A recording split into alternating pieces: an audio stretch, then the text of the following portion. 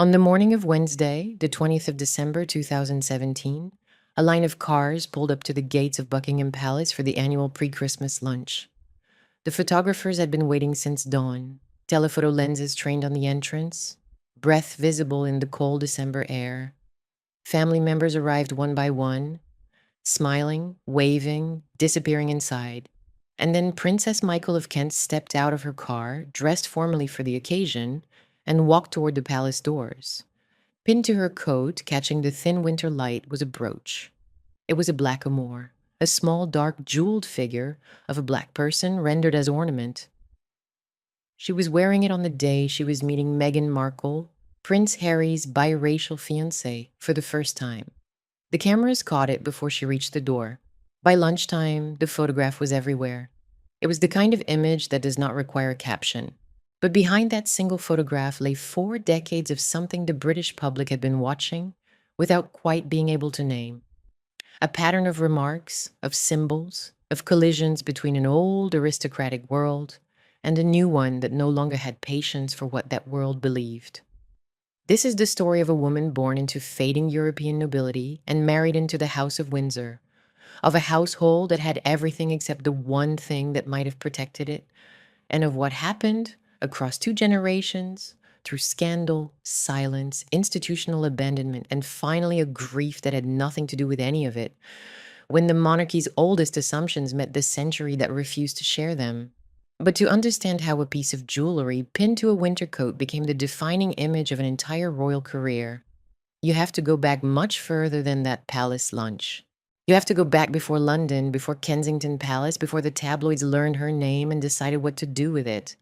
You have to go back to a world most British viewers have never seen. The old continental aristocracy, the houses and titles and bloodlines that stretched across Central Europe, before the wars remade the map, before borders moved and fortunes dissolved, and the children of those ancient families scattered to wherever would still receive them. This is not a story about one offensive brooch. It is the story of a woman shaped by one world and displayed in another. It is the story of a monarchy that still runs on the symbolism of blood, while pretending it has moved beyond it. It is the story of a household that had the rank, the apartment, the title, the access, and the glamour, and never quite had the one thing that might have saved it, the insulation that comes with being essential. Princess Michael of Kent was never essential, and the British public would spend 4 decades making sure she knew it. To understand that, you have to begin not in England, but in Bohemia, in the fading architecture of a European aristocratic order that had been crumbling since 1918 but had not yet admitted it to itself. Marie Christine Anna Agnes Hedwig Ida von Reibnitz was born on the 15th of January 1945 near Carlsbad in what was then German-controlled Bohemia and is now the Czech Republic, on her maternal grandmother's estate. The name alone tells you something. It is not a name that expects to cue. It is not a name that anticipates having to explain itself. It is layered with saints and grandmothers and the particular kind of ancestral seriousness that Central European noble families cultivated the way the English cultivated understatement. Deliberately, generationally, and with the quiet conviction that it was the only civilized way to live. Each name was a thread connecting the child to someone who had come before, someone whose portrait hung in a hallway that might no longer exist, whose silver had been packed into trunks and carried across borders, whose sense of the world was built on the assumption that bloodlines were not ornamental but foundational, that they determined not merely who you were, but what you owed, what you could expect, and where you belonged in the ordering of things. Her father was Baron Gunther von Reibnitz. Her mother was Countess Marianne Shapari, from a Hungarian noble line whose roots stretched deep into the old kingdom of Hungary. The world they came from, the world of Bohemian country estates and Austrian titles and the social calendar of the late Habsburg sphere, had been in institutional decline for a generation by the time Marie Christine was born, but its assumptions survived long after its castles had been confiscated and its borders redrawn. That is an important distinction, and it sits at the center of everything that follows. The buildings were gone. The mentality was not. What Mary Christine inherited from her parents was not an estate in the physical sense, not a functioning title in any legal sense, recognized by a post-war republic. What she inherited was a way of seeing the world, hierarchical, ancestral, saturated with the idea that blood and house and lineage were not merely decorative, but constitutive. That they determined what you were, and therefore what you deserved, and therefore how others should behave in your presence. There is something about that inheritance worth sitting with for a moment, because it was not British. It was not the quiet, self-deprecating country house version of aristocratic consciousness that an English audience might recognize. The studied ordinariness, the insistence that one does not talk about such things, the reflex to play down one's background while assuming everyone in the room already knows it. Continental European aristocratic identity, particularly in the Austro-Hungarian tradition, was more explicit, more ceremonial, more invested in the visible markers of rank. Titles were used in conversation. Lineage was discussed openly and with pride. The aesthetics of nobility, the art, the silver, the arrangement of a room, the way one entered it, the way one acknowledged and was acknowledged, and were not incidental to identity. They were identity itself. And Marie-Christine absorbed all of this, not as history, not as nostalgia, as operating principle. She absorbed it first in the chaos of post-war Central Europe, where the family was displaced. She absorbed it in Austria, where they relocated and where the memory of the old order lingered in the churches, the graveyards, the stories told over dinner by people who still remembered what had been lost. She absorbed it in Australia, where her father later moved, a continent about as far from bohemian aristocratic culture as it was possible to travel, and where the family's sense of its own distinction must have felt both more precarious and more fiercely defended. She absorbed it in Mozambique, on her father's farm, a colonial outpost that carried its own freight of racial and social hierarchy, where the relationship between European settlers and African land was conducted under assumptions that would become, decades later, politically unspeakable, but that were, at the time, simply the way things were arranged. And she absorbed it finally and most consequentially in London, where she settled in the late 1960s to study the history of fine and decorative art at the Victoria and Albert Museum, an institution that might as well have been designed to confirm every assumption she had ever formed about the relationship between beauty, provenance, and inherited worth. By the time Marie-Christine was moving through London's social world in the early 1970s, she was already something unusual, a woman of genuine cultivation and formidable self-presentation, fluent in several languages, trained in art history, grounded in a continental tradition of aristocratic connoisseurship, and possessed of an absolute certainty about where she stood in the social order that most English people would have considered at best startlingly frank and at worst outrageously presumptuous.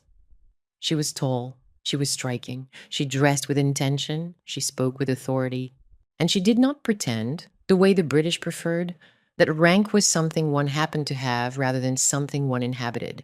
Marie-Christine inhabited her pedigree. She wore it, she talked about it, she expected others to recognize it, and the British press would spend the next 4 decades punishing her for that expectation. London in that era was still a city where aristocratic social life operated along well-worn grooves. The right dinner tables, the right charities, the right addresses in Belgravia and Chelsea, the right weekends in the country. For a woman with Marie-Christine's combination of continental title, physical presence, cultural fluency, and unapologetic ambition, these were navigable waters. She was not arriving as an outsider in the way an American or Australian might have been. She was arriving as a member of a parallel aristocratic world, one that the English upper classes recognized even if they did not always entirely trust. The Sapari name meant something to the kind of people who still kept track of the Almanac de Gotha. The von Reibnitz barony meant something to the kind of people who understood the old German and Bohemian peerage. She was, in the vocabulary of that world, acceptable, more than acceptable. She was interesting. And interesting in the drawing rooms of Kensington was a currency she knew how to spend. Her first marriage, to the banker Thomas Trubridge in 1971, ended in annulment in 1977. It was a brief, largely private chapter that matters less for its details than for its aftermath. It left her single, Roman Catholic, socially formidable, and circulating in the upper reaches of London society, where minor royalty was not merely adjacent, but present at the same dinner tables, the same country weekends, the same charity galas. The annulment itself carried a particular weight. In Catholic canon law, an annulment does not dissolve a marriage, it declares that a valid marriage never existed. The distinction mattered to Marie Christine, who took her faith seriously enough to insist on the canonical process. And it mattered to what came next, because it meant she entered her second marriage not as a divorcee, but as, in the eyes of the church, a woman who had never been validly married at all. That theological distinction would become a practical one when she stood at the threshold of the House of Windsor. It was in the interlocking social world of Mayfair Belgravia, the guards' clubs, and the drawing rooms of Kensington that she met Prince Michael of Kent. And here the story requires a second origin because this is not only her story. It is the story of a household, and the household required two people from two very different corners of the same broad tradition of inherited distinction. Prince Michael of Kent was born on the 4th of July 1942, the youngest child of Prince George, Duke of Kent, and Princess Marina of Greece and Denmark. His father was the fourth son of King George V and Queen Mary, handsome, cultured, artistically inclined, and killed in a Royal Air Force flying accident in Caithness in August 1942, when Michael was barely 7 weeks old. That fact is the fatherlessness is the first thing to understand about Prince Michael. He grew up in the shadow of a man he never knew, raised by a mother who was herself a product of European royal houses. Princess Marina was Greek by nationality, Danish by dynastic connection, Russian through the Romanov line, a woman of extraordinary bearing and iron composure who carried her widowhood with the kind of regal self-discipline that broadcast both strength and distance.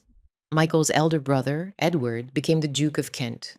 His sister Alexandra became one of the most popular working royals of her generation. Michael, the youngest, the one who had been too small to remember the father whose title he did not inherit, became something else. A prince by blood, a military officer by training, a linguist by aptitude, and a man who would spend his entire adult life navigating the peculiar challenge of being royal enough to matter and peripheral enough to be dispensable. He was educated at Eton and Sandhurst. He served in the Royal Hussars and later in the intelligence world, where his fluency in Russian made him a valuable asset during the Cold War. He was, by several accounts, a thoughtful man, measured in manner, meticulous in dress. The beard he grew in his 20s gave him a resemblance to Tsar Nicholas II that was remarked upon constantly and that carried, whether he intended it or not, a quiet assertion of Romanov blood. There was something about Prince Michael that suggested a man more comfortable in the world of briefings, foreign service dinners, and regimental loyalty than in the world of tabloid visibility and public performance. He was not shy. He was contained, and containment in the Windsor system was generally a survival trait, except when you were married to someone whose entire instinct ran in the opposite direction. After leaving the military, he built a second career around private consultancy, international patronage, and the cultivation of relationships, particularly with Russia and the former Soviet states, that depended on his royal status even as they existed outside the formal apparatus of the monarchy. The Russian connection was not trivial. It was not. Through his grandmother, Princess Marina, he carried Romanov blood. He was a great-nephew of Tsar Nicholas II. And that lineage gave him a particular cachet in post-Soviet Russia that he appears to have cultivated with genuine interest and, his critics would later argue, insufficient caution. That last point requires emphasis. Prince Michael was not a working royal in the way the public understood the term. He did not receive income from the civil list. He was not deployed by the palace on a regular schedule of official engagements. He represented the Queen at selected events overseas, but his household was self-financing, dependent on the private consultancy work and commercial relationships that he maintained independently. He occupied what was, in effect, the most exposed position in the entire Windsor system, close enough to the crown to attract the scrutiny that comes with the name, distant enough from the throne to lack the professional media management, the dedicated press office, the institutional reflexes that protected the core line from its own errors. Lord Mountbatten, the family's great connector and dynastic stage manager, the man who had helped engineer the marriage of Princess Elizabeth to Prince Philip and who understood better than anyone the mechanics of royal matchmaking, reportedly played a part in bringing Michael and Marie Christine together. His involvement is worth noting, not because it was decisive, but because it was symbolic. The match was positioned in the family mythology as both a romance and a placement, an old-world arrangement dressed in modern feeling. Mountbatten, the gatekeeper, had approved. The institution, however, was slower to embrace what the gatekeeper had sanctioned. On the 30th of June 1978, in a civil ceremony in Vienna, her city, her world, a deliberate nod to the continental identity she had no intention of surrendering, Prince Michael of Kent married Baroness Marie Christine von Reibnitz. The ceremony was not attended by the Queen. The constitutional cost was immediate and unambiguous.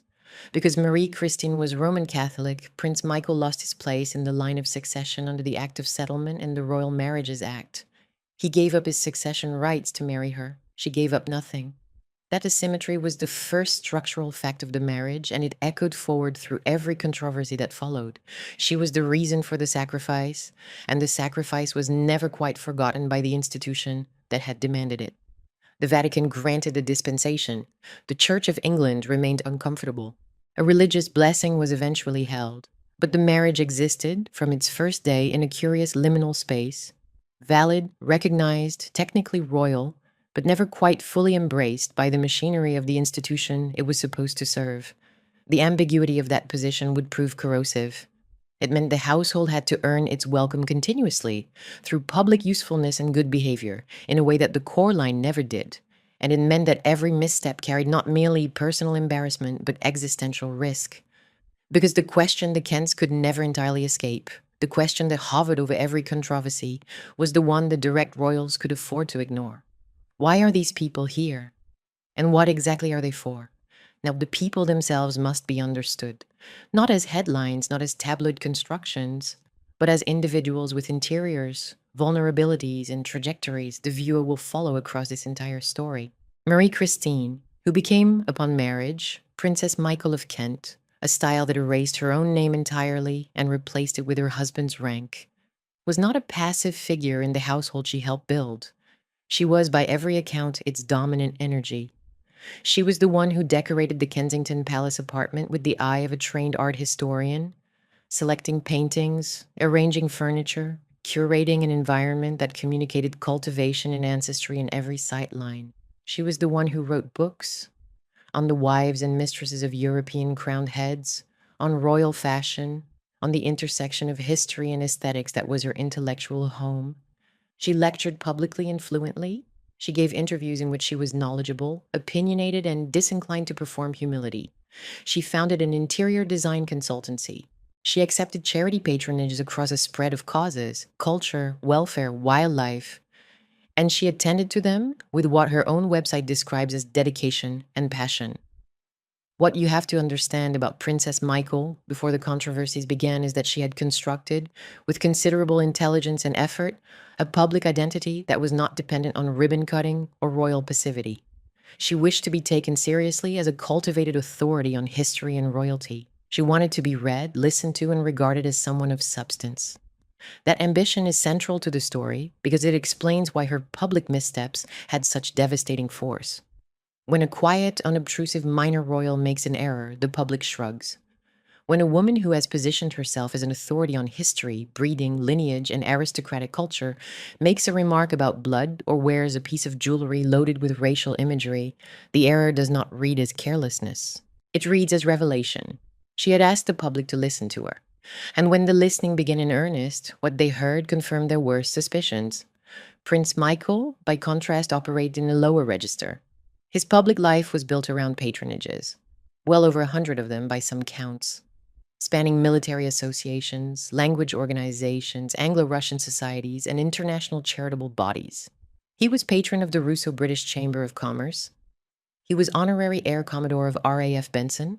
He represented the Queen at events across the Commonwealth.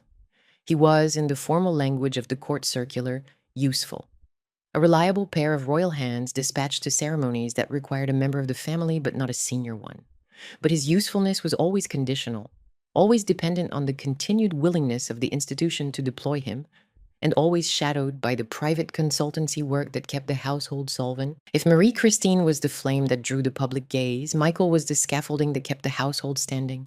Quietly, carefully, and with a vulnerability to scrutiny that neither of them fully grasped until the scaffolding buckled. Their daughter, Lady Gabriella Windsor, was born on the 23rd of April, 1981. She would grow up to attend Brown University in Rhode Island, an unusual choice for someone of her background. More Ivy League bohemia than English establishment, and later complete an MPhil at Oxford, as though to prove she could do both worlds. She would write, she would make music under the name Ella Windsor. She would move through a world that was both rarefied and relentlessly observed, and she would carry, without choosing it, the accumulated weight of her parents' public reputation into rooms where it preceded her like weather. There is something quietly poignant about Gabriella's trajectory that the story must handle gently. She did not create the controversies. She did not choose the nickname the press gave her mother. She grew up inside Kensington Palace, inside the aura and the scrutiny and the particular claustrophobia of minor royal adjacency, and she would eventually become the person on whom the family's deepest private grief would settle. A grief so severe that it makes the brooches and the tabloid feuds and the decades of social combat look, in retrospect, like noise. Lord Frederick Windsor, born on the 6th of April 1979, took a more conventional path through the machinery of British elite life. Eton, then Magdalen College, Oxford, then a career in the city, eventually at J.P. Morgan. He married the actress Sophie Winkleman in 2009 in the Chapel Royal at Hampton Court Palace, and they have 2 daughters. Frederick matters to this story, not because his life was dramatic. It was not, or at least not in the way that his mother's was, but because it was comparatively manageable. His adaptation to modern elite life worked. His marriage to an outsider by profession, but insider by social adaptability, generated none of the friction that his mother's presence invariably produced. His thread illustrates that the household did not collapse in one uniform direction. The name was survivable. The question was always whether the manner was. Sophie Winkleman herself is useful precisely because of that contrast. An actress, known for her role in the television series Peep Show, a woman whose public identity was earned through performance rather than inherited through blood. She entered the Kent orbit and produced not a single headline of the kind that trailed her mother-in-law like a shadow for decades. Her existence in the family sharpens the question at the center of the documentary. Was the problem the institution, the impossible demands of minor royal life, or was the problem the person? Was it the role that was unsustainable, or was it the way one woman chose to occupy it? And then there is Thomas Kingston, who enters the story late and alters it permanently. A financier educated at Wellington College and Newcastle University, described by those who knew him as warm, competent, well-liked, a man without airs, without pretension, without the freight of aristocratic self-regard that defined the family he was marrying into. He had worked in diplomacy in the city. He moved easily through social worlds that would have intimidated someone less grounded. He and Gabriella wed on the 18th of May, 2019, in the chapel at St. George's, Windsor, with the Queen among the guests, a mark of institutional acceptance that the family had not always enjoyed. The wedding photographs show a couple that looks, by the standards of this family's history, remarkably ordinary in the best sense, happy, settled, private. Thomas Kingston was not born into the world of titles and scrutiny. He walked into it because he loved someone who was, and his death, 5 years later, would break the family in a way that no tabloid, no brooch, no press campaign ever could. But that is far ahead of us. For now, simply note his arrival. A good man entering a complicated family, carrying no armor against what was coming.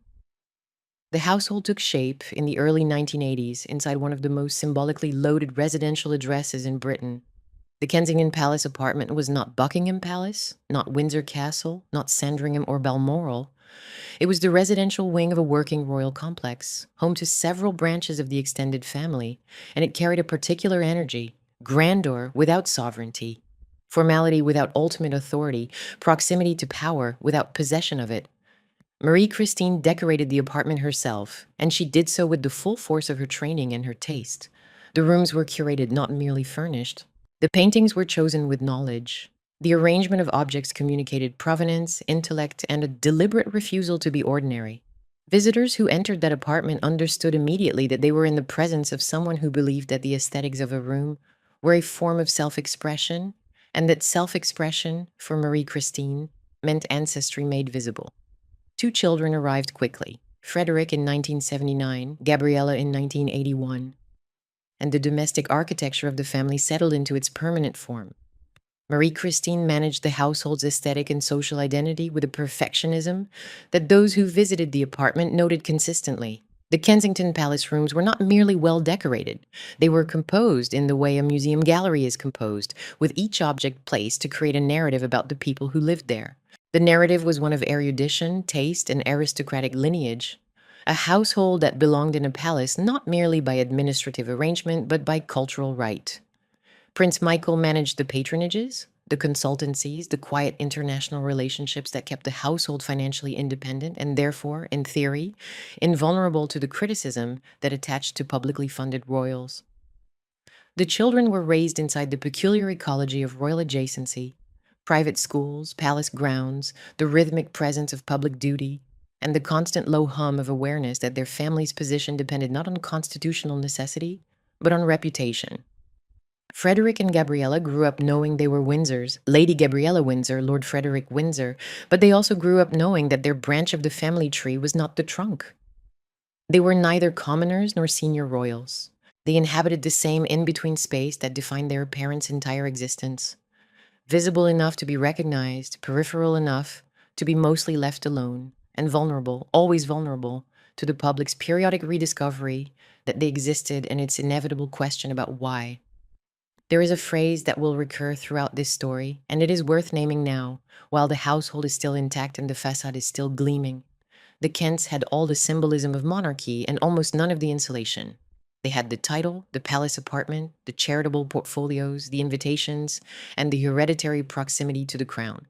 What they did not have was the civil list funding, the dedicated press office, the strategic communications apparatus, or the institutional reflex that shielded the core line from its own errors.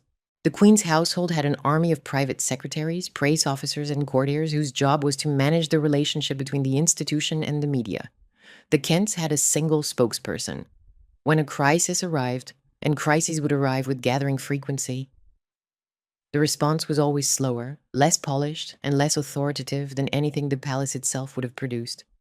Every controversy that touched the Kent household arrived unfiltered and was metabolized by a media that understood instinctively that attacking a minor royal carried almost none of the risk, legal, social, constitutional, of attacking a senior one. And there was one further vulnerability that the household carried from its inception, one that would prove more corrosive than any financial pressure or press hostility: the title itself. Princess Michael of Kent, not Princess Marie Christine, not even a hyphenated compromise. The marital style erased her entirely and replaced her with her husband's rank. In formal settings, she was addressed as Your Royal Highness, a courtesy extended to wives of male-line princes. But the name by which the public knew her was his name, not hers. It was a constant audible reminder that her position was derivative, that her royal identity existed only through marriage, and that whatever she built, the books, the lectures, the design work, the charity portfolio, it all rested on a foundation she had not laid and could not independently sustain. For a woman of her temperament and ambition, that dependency must have been quietly maddening.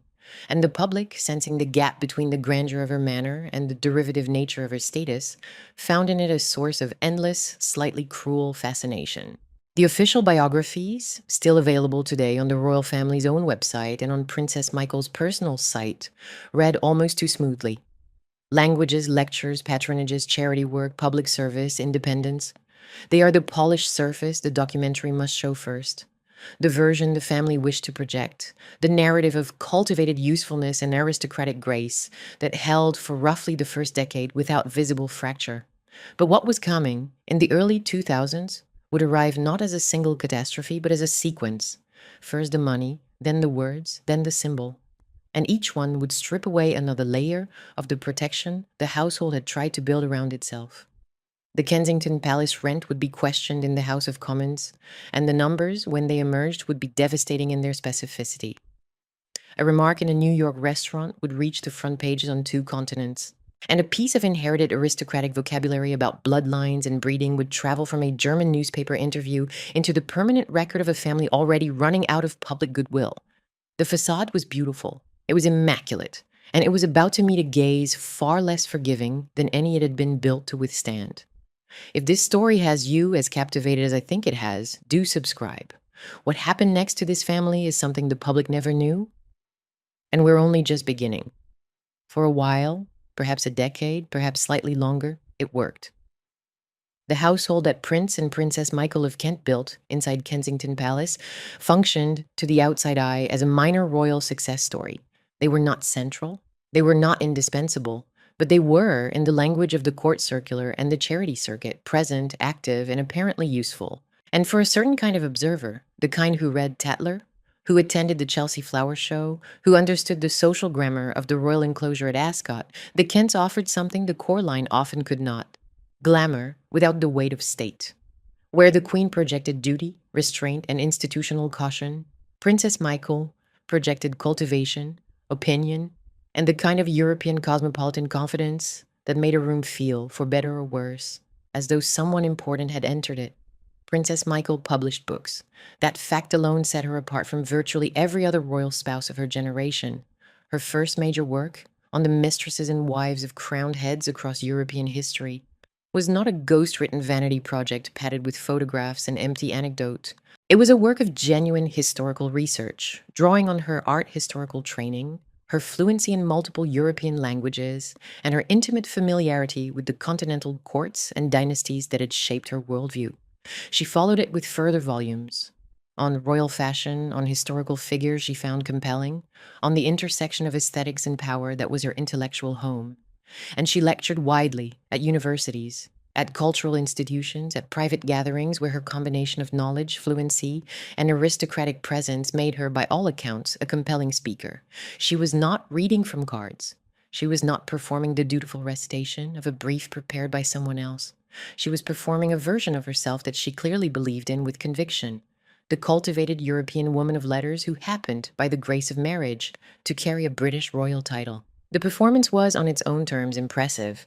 It was also, in ways she may not have recognized, deeply alienating to a British public that preferred its royals understated and its intellectuals untitled.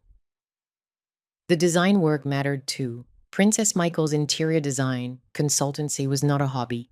It was a professional practice rooted in the same art historical training that informed her books. She understood provenance. She understood the relationship between an object's history and its placement in a room.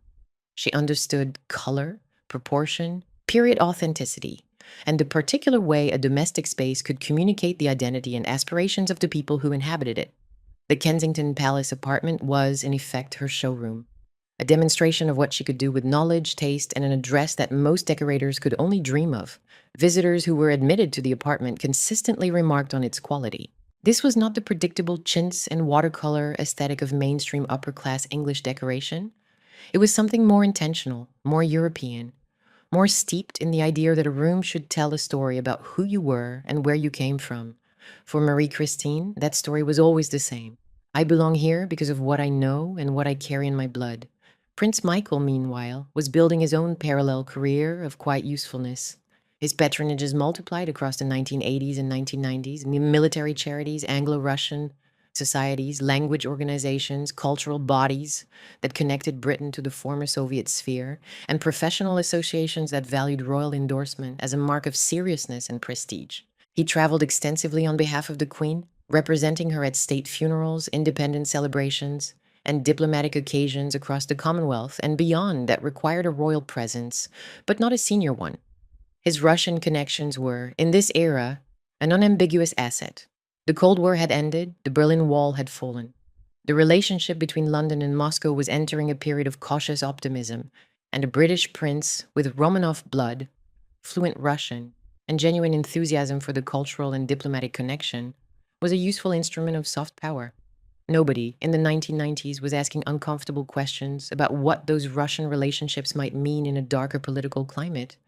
Nobody was wondering whether the commercial dimension of those relationships, the consultancy work, the paid appearances, the business introductions facilitated by royal proximity, might one day become a liability. That reckoning was still 2 decades away, and when it arrived, it would be devastating. The social world around them was the world of late 20th century royal adjacent London, Kensington Palace itself as a residential village of interrelated households with the Waleses in one apartment and the Gloucesters in another, the charity gala circuit that filled the calendars of every minor royal from October to March, the private view openings at the Royal Academy and the Serpentine Gallery, the dinner parties in Belgravia and Holland Parks where politics, finance, media, and the aristocracy still overlapped in ways that the 21st century would gradually make impossible. Princess Michael moved through this world with a confidence that some found magnetic and others found suffocating. She did not do small talk easily, or at least not the kind of self-effacing weather and horses small talk that the English upper classes deployed as social lubricant. She wanted to discuss history. She wanted to discuss art. She wanted to discuss the things she knew about, and she wanted to be recognized for knowing them. In a room full of people trained from birth to disguise their knowledge behind diffidence, her directness was startling. Whether it was refreshing or insufferable depended almost entirely on whether you shared her assumptions about who mattered and why. The children were growing up inside this atmosphere, absorbing its particular pressure by osmosis.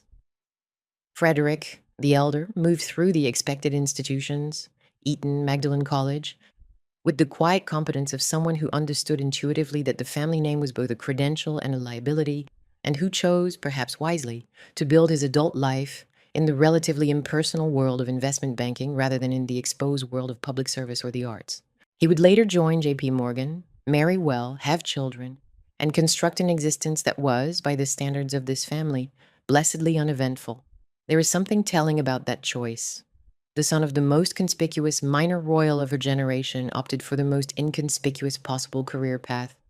He chose a profession where performance was measured in returns, not column inches, and where the name Windsor was a curiosity rather than a provocation. Whether that choice was a conscious rejection of his parents' way of life or simply a temperamental preference for privacy, the result was the same. Frederick built a life that his mother's headlines could not reach. Gabriella, 2 years younger, showed a wider range of interests and a more restless sensibility. Writing, music, the kind of creative ambition that suggested she had inherited at least some of her mother's desire to be known for something beyond the surname. But where Marie Christine's ambition expressed itself through the assertion of ancestral authority, Gabriella's expressed itself through the quieter, more contemporary channels of artistic work and intellectual achievement. Her time at Brown University in Rhode Island placed her in an environment where the old European categories, bloodline, title, house, carried less weight than intellect, creativity, and individual expression. Whether that experience liberated her or simply added another layer to an already complicated identity is one of the questions the story will return to. What is certain is that she came back different from many of the young women she had grown up alongside in Kensington. More cosmopolitan, more American in her willingness to pursue unconventional paths, more aware, perhaps, that the world her mother inhabited was not the only world available. The best years were real. That has to be said plainly, because the documentary cannot function if the happiness is merely ironic, merely a setup for what follows. There were genuine accomplishments. The books were read and reviewed seriously. The lectures were well attended. The charities were materially supported. The apartment was, by every account, genuinely beautiful. The marriage, whatever its internal dynamics, produced 2 children who were educated, functional, and, by the often brutal standards of royal families in general, remarkably well adjusted. The household operated for roughly 15 years as a working demonstration that a minor branch of the Windsor family could sustain itself through talent, cultivation, and sheer force of social will without drawing on the public purse. And the relationship with the institution during those years was functional, if not warm. The Queen selected Prince and Princess Michael for overseas engagements, state visits, jubilee celebrations, diplomatic occasions that required a royal presence, but not a senior one. That selection was itself a form of endorsement. It meant the household was trusted enough to represent the sovereign, even if the representation was limited in scope and visibility. Princess Michael appeared at Trooping the Color, at the Garter ceremony, at the annual round of royal occasions, where the extended family assembled and where presence in the room was itself a statement of continued belonging. She was not excluded. She was not central. She occupied the space the institution had assigned her, present enough to be useful, distant enough to be deniable. And for a while, that arrangement held. But beneath the surface of those good years, the structural vulnerabilities were already visible to anyone who knew where to look.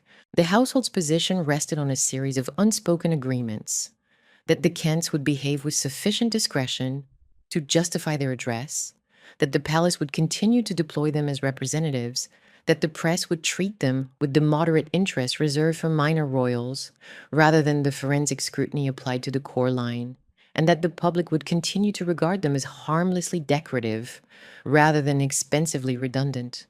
Every one of those agreements was conditional. Every one of them could be withdrawn, and not one of them was written down, But the cost of that self-sufficiency was a particular kind of exposure that the household never fully reckoned with until it was too late. Because the Kents funded themselves through private work, they were entangled with the commercial world in ways that the civil list royals were not. Prince Michael's consultancy arrangements, his commercial relationships, his willingness to lend his name and his presence to business ventures that traded, however discreetly, on his royal connections. All of this created a surface area for scrutiny that the direct line simply did not possess. The Queen did not consult. Prince Charles did not lend his name to corporate ventures. The Kents did because they had to. And the line between dignified independence and commercial exploitation of royal status was thinner than anyone inside the Kensington Palace apartment wanted to acknowledge. It was a line that could be held only as long as no one looked too closely. And in the early 2000s, people started looking. There was also the question of what precisely the household contributed to justify the address and the proximity. The charity work was real, but it was also, by its nature, invisible to most of the public. The kind of institutional support that registered in annual reports and fundraising totals, but not in the daily consciousness of taxpayers. The books and lectures reached a niche audience of royal enthusiasts and history buffs. The overseas engagements on behalf of the Queen were noticed primarily by the people who attended them, not by the British taxpayer. In an era when the monarchy was increasingly expected to justify itself through visible public service, through hospital visits, through walkabouts, through the kind of photogenic, emotionally accessible engagement that Princess Diana had pioneered and that the younger generation of royals would later perfect, the Kents' brand of usefulness looked increasingly abstract and increasingly difficult to defend. They were useful in ways that required explanation, and in the attention economy of modern royalty, anything that required explanation was already losing. And then there was the apartment itself. The first visible crack, the first moment when the private arrangement between the Kents and the institution they serve became a matter of public record, arrived not through a personal scandal, but through the dullest possible instrument, a parliamentary question. In November 2002, a written answer in the House of Commons revealed that Prince and Princess Michael of Kent were paying £69 per week in rent for their apartment at Kensington Palace. £69 per week. For a grace and favor apartment inside one of the most prestigious residential addresses in London, in a building owned by the Crown Estate, maintained with public funds, and situated in the royal borough of Kensington and Chelsea, where market rents for equivalent properties ran comfortably into the thousands of pounds per month. The figure, when it reached the newspapers, landed with the particular force that numbers carry when they expose the gap between rhetoric and reality. Here was a family that received no public money for its royal duties, that prided itself on financial independence, that had built an entire identity around self-sufficiency and service, and it was paying less for its palace apartment than a young professional would pay for a studio flat in Clapham. The gap between the image and the fact was stark, quantifiable, and devastating in its simplicity. The number itself became the story. £69. It was repeated on front pages, in editorials, in the letters columns, where retired colonels and irate pensioners competed for space. It was cited in parliamentary debate. It became shorthand for a particular kind of royal excess, and not the grand, visible excess of yachts and jewels that the public half expected from royalty, but the quiet, administrative excess of a subsidized life disguised as independence. The figure made the Kents' self-presentation look not merely inaccurate, but dishonest. And dishonesty, in the court of British public opinion, was a more serious charge than extravagance. The British would tolerate a royal who spent lavishly, as long as the spending was conducted with sufficient style and sufficient honesty. They would not tolerate a royal who claimed to be self-sufficient while paying less rent than a university student. The press seized on the figure with the precise, measured relish that British journalism reserves for stories about royal privilege, not angry exactly, but pointed, and fully aware that the public would do the arithmetic and draw its own conclusions. The Independent reported that in response to the outcry, the Queen agreed to pay the market rate rent from her own private funds, an arrangement that would eventually rise to approximately £120,000 per year. Buckingham Palace managed the story with its customary combination of minimal comment and quiet adjustment. The rent was corrected. The embarrassment was absorbed. The Kents remained in residence, but something had shifted in the public's relationship with this household, something that no revised rental agreement could repair. Before the rent story, the Kents had occupied a comfortable niche in the public imagination. Minor royals, slightly eccentric, possibly extravagant, but essentially harmless and largely invisible. After the rent story, they occupied a different niche entirely: minor royals who were being quietly subsidized by the state while claiming not to be. The distinction mattered because it changed the language. They were no longer merely decorative, they were expensive. And in early 21st century Britain, where the monarchy's continued existence was increasingly framed in terms of public service and value for money, expensive without essential was the most dangerous category a royal household could inhabit. It invited the question the core royals could generally avoid: why are these people here? And what precisely do they do that justifies their address? The rent controversy also established a pattern that would repeat with increasing severity across the next 2 decades. The Kents would be caught in a gap between what they presented themselves as and what the evidence suggested, and the institution would respond not by defending them, but by quietly distancing itself. The Queen paid the rent. The palace issued no statement of support. No senior courtier appeared on the evening news to explain the historical context of grace and favor arrangements or to enumerate the Kents' charitable contributions. No member of the core family said a word in their defense. The household absorbed the damage alone, managed by a single spokesperson with no strategic communications machinery behind him. That silence was not accidental. It was institutional doctrine. The palace had learned, across decades of managing the public image of a large and occasionally wayward family, that the most effective response to a peripheral controversy was no response at all.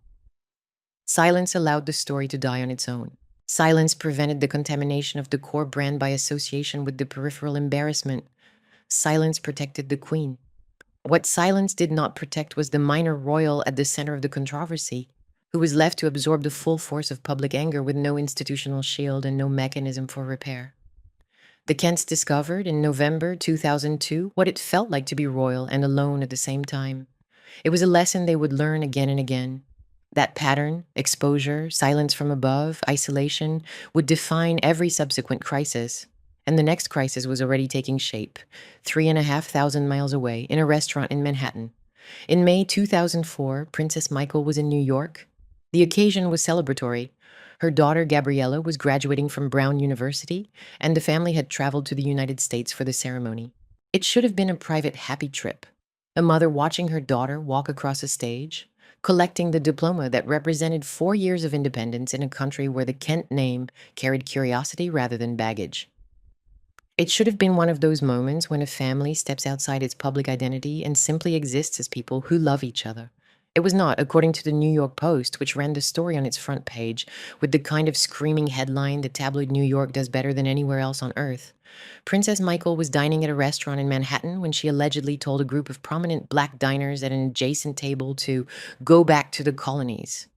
The scene, as reported, was a collision of worlds.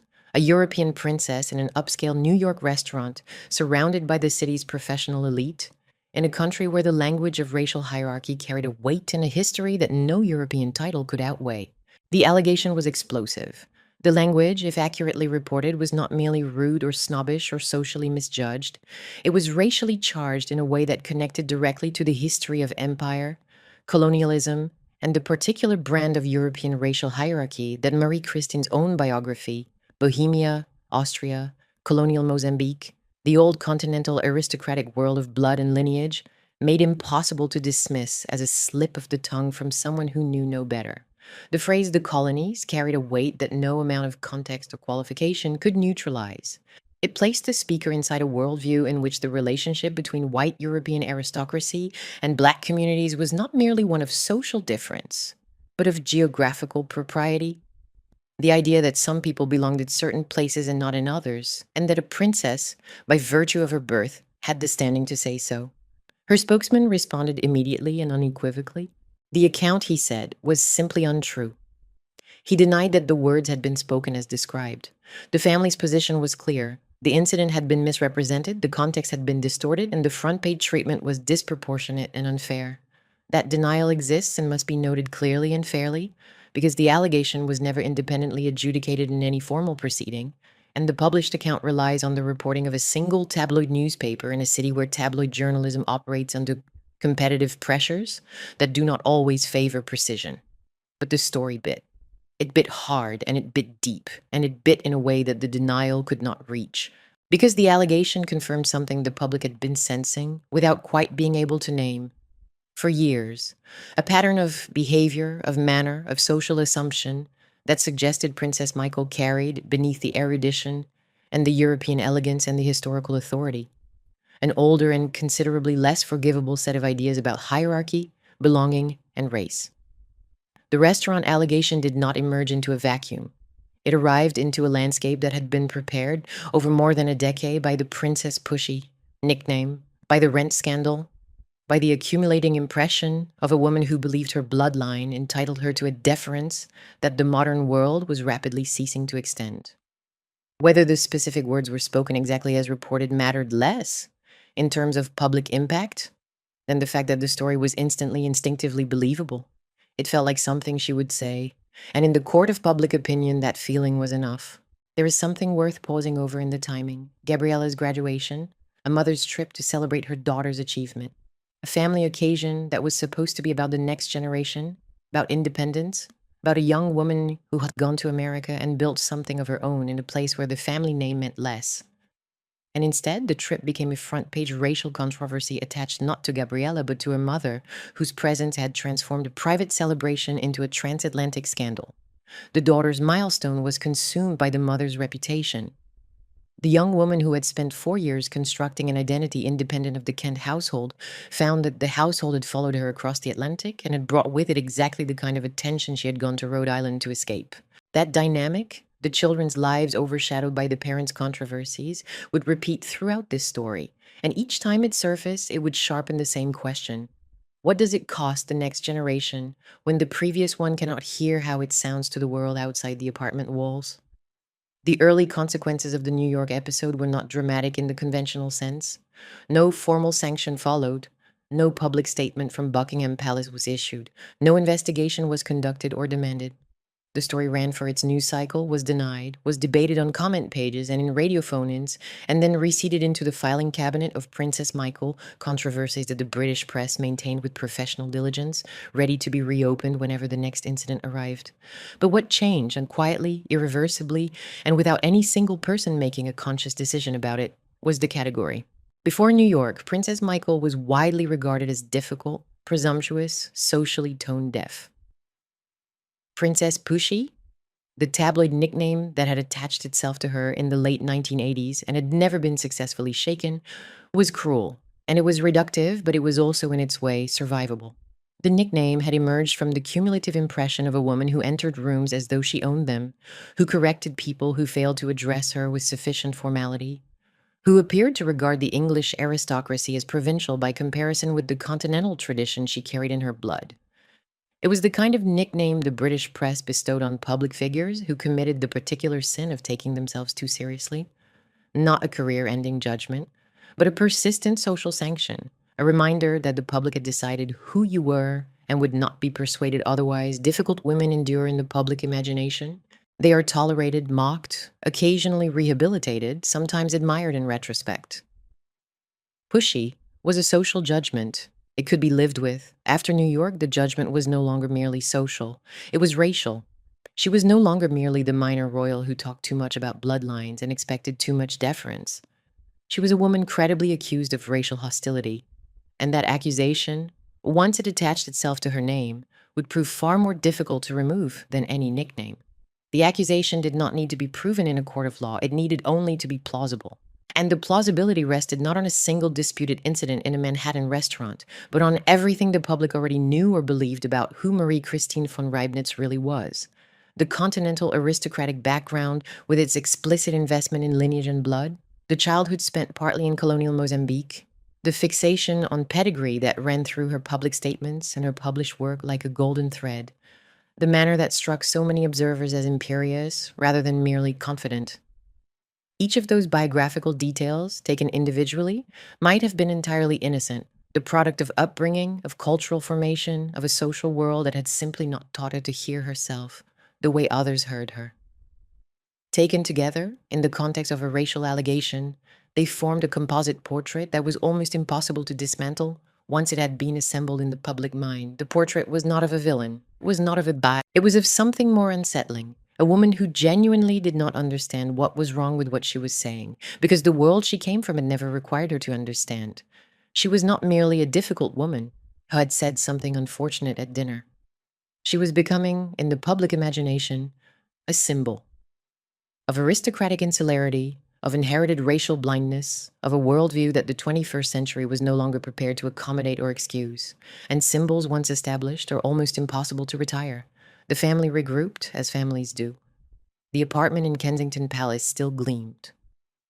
The books were still on the shelves. The patronages continued. Prince Michael still represented the Queen at overseas engagements. Gabriella finished at Brown and moved on to Oxford.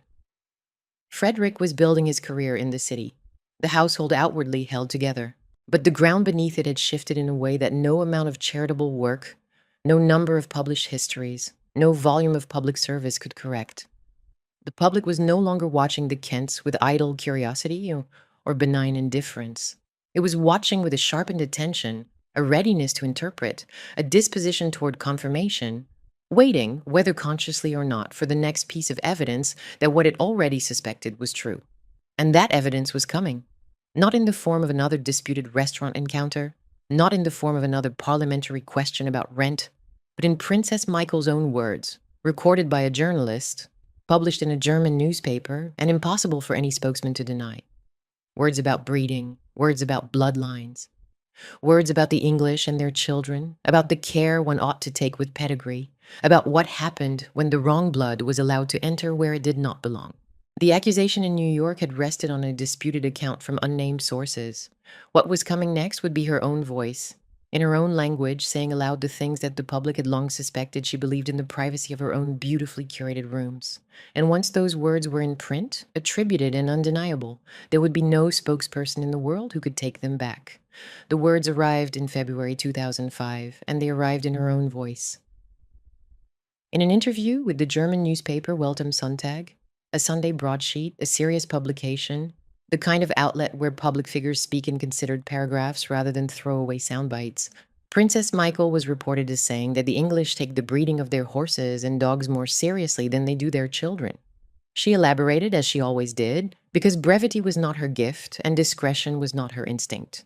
She said, and this was the phrase that traveled, that was translated, that was reprinted in British newspapers and quoted on radio programs and held up by her critics as definitive evidence of what she really believed, that God forbid the wrong drop of blood should get into their Labrador, but that their children marry everywhere. The language was precise in its carelessness. It was not a slip. It was not an off-the-cuff aside distorted by selective quotation or mistranslation. It was a considered observation, delivered in the relaxed but authoritative register of a woman speaking to a quality newspaper about a subject she regarded as her particular area of expertise, by someone who had spent her adult life thinking and writing about exactly this subject, the intersection of blood, breeding, title, and worth. And what the observation revealed to anyone who read it without the protective filter of aristocratic sympathy was not ignorance, it was fluency. She was not stumbling blindly into offensive territory. She was speaking with practice and confident authority from within a worldview that treated human lineage and animal pedigree as variations on the same fundamental principle, that what you bred for mattered, and that carelessness in breeding had consequences. The remark landed in Britain with a force that was qualitatively different from the New York restaurant allegation. The restaurant story could be denied. The spokesman could say it was untrue. The public could weigh a disputed account from unnamed sources and decide if it wished to give the benefit of the doubt. The breeding remark could not be denied because it was not an allegation from a third party. It was Princess Michael's own statement, recorded by a journalist, published in a reputable German newspaper, and available for anyone who cared to read it in the original or in translation. There was no ambiguity. There was no dispute about what had been said. There was only the question of what it meant. And for most of the British public, the meaning was immediately and uncomfortably clear. What made the remark particularly devastating was its internal logic. She had not said something clumsy. She had said something coherent. The comparison between the breeding of animals and the breeding of children was not a fumbled metaphor. It was an argument that the English were careless about human lineage in a way they would never tolerate in the management of their livestock. The words "the wrong drop of blood" carried a weight that no amount of subsequent qualification could lighten, because they placed the speaker inside a framework in which human beings, like Labradors, could be categorized by the purity or impurity of their genetic inheritance. And the fact that she had made this argument to a German newspaper, in a country where the history of racial categorization carried its own particular and terrible resonance, gave the remark an additional dimension that was not lost on the European press. In Britain, the reaction divided along predictable lines. The tabloids, which had been maintaining the Princess Pushy file for over a decade, now had something far more damaging than social snobbery to work with. The headline writers did not need to reach for sensation. The words themselves were sensational enough. The broadsheets, which had largely ignored the Kents as irrelevant to the serious business of constitutional monarchy, were forced to engage with the question of whether a member of the royal family had publicly endorsed a worldview that many readers would describe, without hesitation, as eugenic. The comment pages and opinion columns filled with analysis, condemnation, and the occasional uncomfortable acknowledgement that Princess Michael might merely have been saying aloud what a certain stratum of English society had always believed in private. And at Buckingham Palace, the institutional silence that had become the default response to Kent controversies deepened into something that felt less like diplomatic discretion and more like deliberate abandonment. No defense was offered, no context was provided, no senior figure stepped forward to explain or mitigate. The household was, once again, left to manage the damage alone, with its single spokesperson and its increasingly threadbare credibility. There is something about the trajectory of this story that requires a pause here, because it would be easy, and it would be wrong, to present Princess Michael as simply a woman who kept saying terrible things and kept being caught.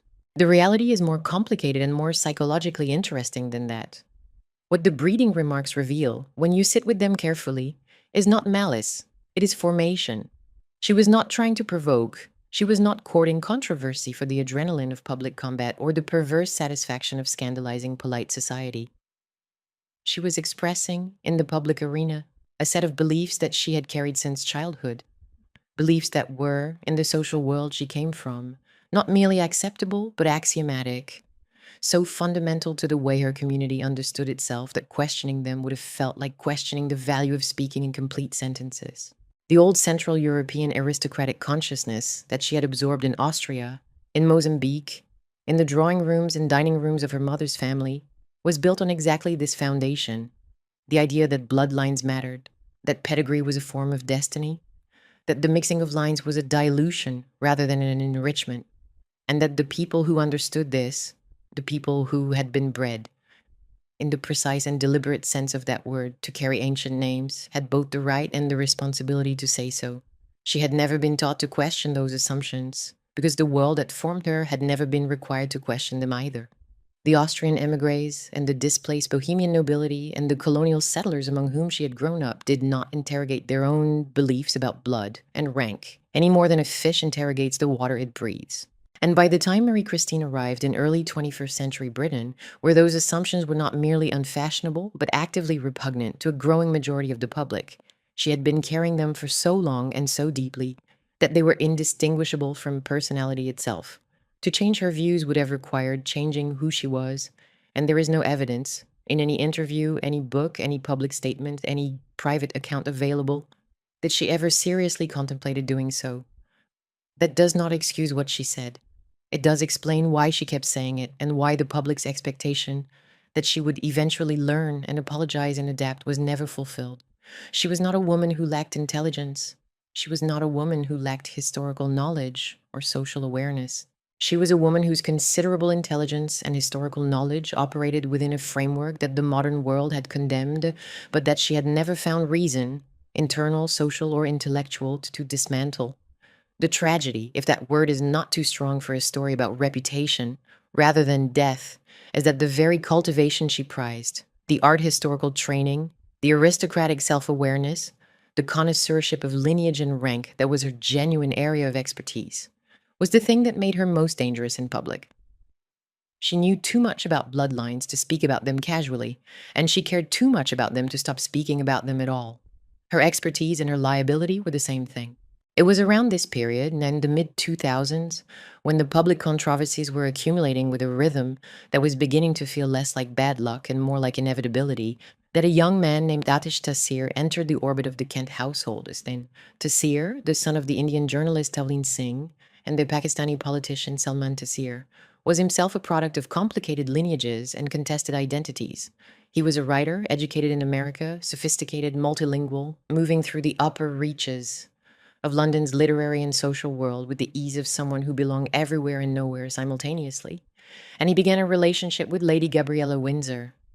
The relationship brought him into the Kensington Palace apartment, into the family's social circle, and into direct contact with Princess Markle herself. What he observed there would eventually become the basis of an essay published in Vanity Fair in 2018. A memoiric, subjective, but extraordinarily vivid account of life inside the Kent household as seen by an outsider who was also, by the nature of his own background, precisely the kind of person whose presence tested the boundaries of the world Princess Markle inhabited. Taseer's account must be treated with care. It is a personal essay, not a sworn deposition. It is shaped by memory, by the perspective of a specific moment in his life, and by the particular sensibility of a writer who was, at the time, a young man navigating a relationship that placed him at the intersection of race, class, royal proximity, and the kind of cultural dislocation that makes a person see things very clearly. But as storytelling material, as a window into the private life of the Kent household during the period when its public reputation was being formed and hardened, the essay is invaluable because it provides something that almost no other available source offers: a sustained, atmospheric, private voice account of what the family's world felt like from the perspective of someone standing both inside and outside it simultaneously.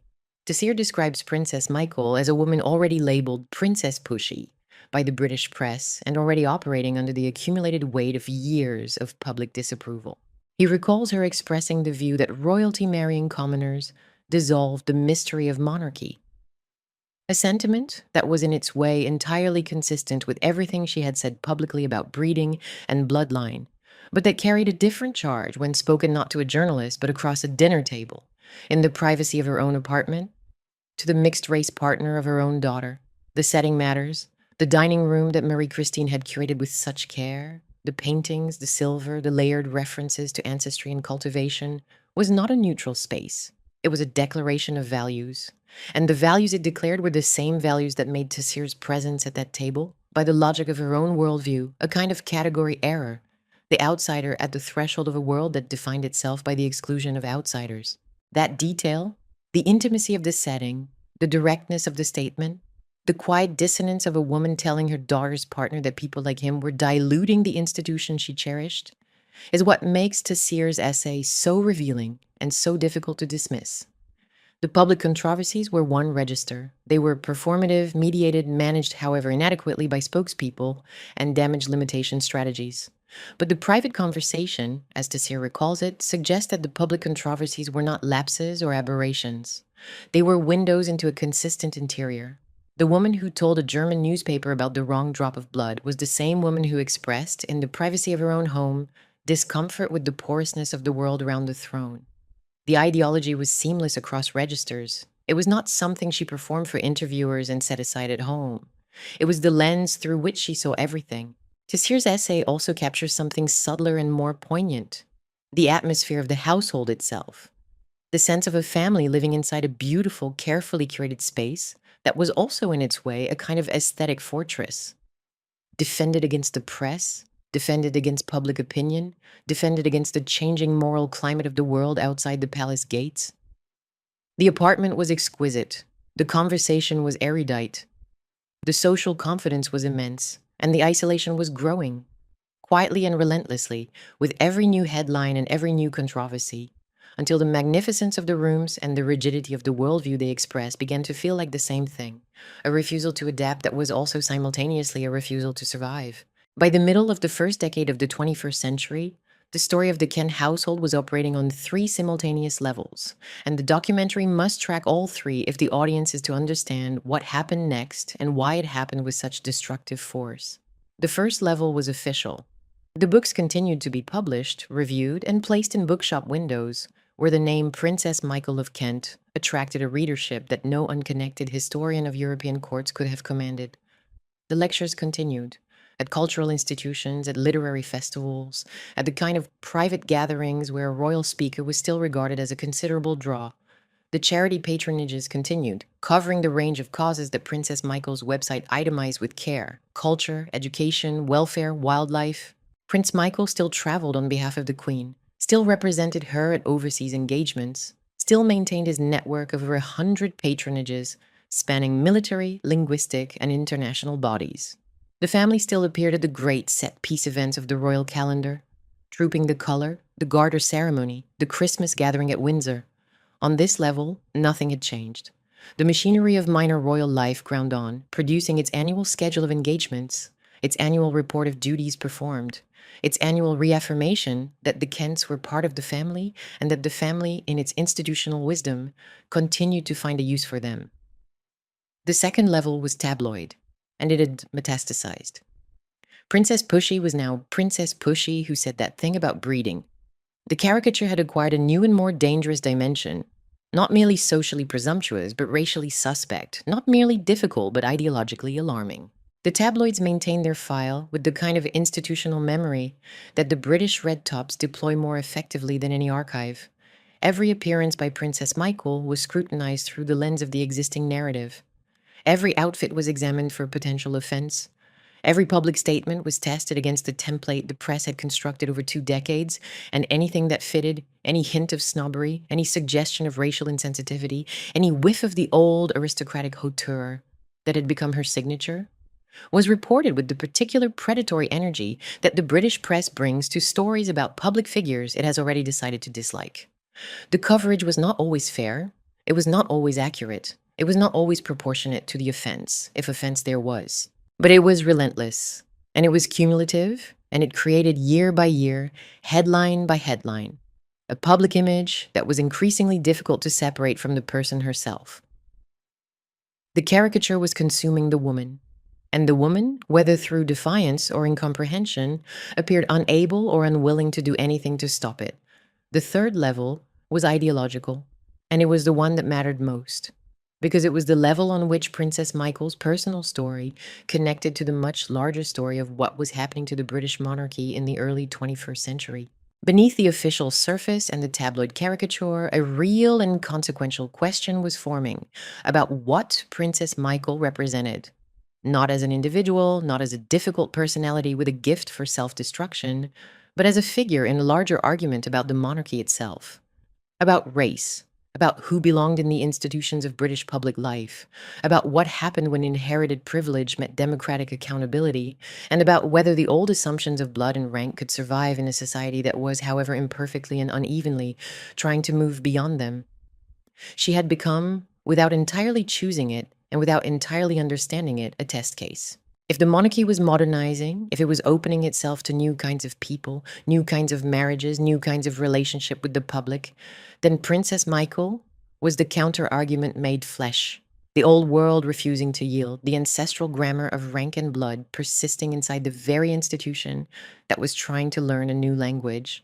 Her mere presence at a royal event had become a statement, whether she intended it to be or not. And the more the monarchy moved toward modernity, toward visibility, toward inclusiveness, toward the deliberate dismantling of the barriers that had once defined it, the more her presence at those events would feel like a contradiction that the institution could not indefinitely sustain. The divergence within the family was, by now, becoming structurally visible, and it told you something important about what it meant to grow up inside a household where the public image and the private reality were in constant grinding friction. Frederick had built his life in the city, married Sophie Winkleman in 2009, and constructed a domestic existence that was, by the standards of this story, almost aggressively normal. He lived in London. He worked at J.P. Morgan in the glass and steel world of institutional finance, where performance was measured in basis points and quarterly returns, not in column inches or public controversy.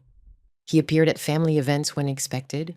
He fulfilled the minimal obligations that came with being a Windsor by birth. But his career, his marriage, his daily life were conducted at a deliberate and carefully maintained distance from the controversies that surrounded his mother. He had found a way to carry the name without carrying the burden, and the strategy was simple. Do nothing that draws attention, say nothing that generates headlines, and let the public's natural indifference to minor royals who behave themselves serve as a form of protection. The public, which had never had particular feelings about Lord Frederick Windsor, one way or the other, rewarded that distance with the most valuable currency a minor royal could hope for: the absence of interest.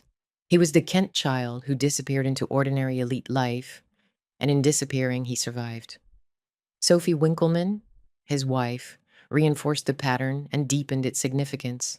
She was an actress. She had appeared in Peep Show, in films, in the kind of mainstream British television that placed her firmly in the world of professional accomplishment rather than inherited status.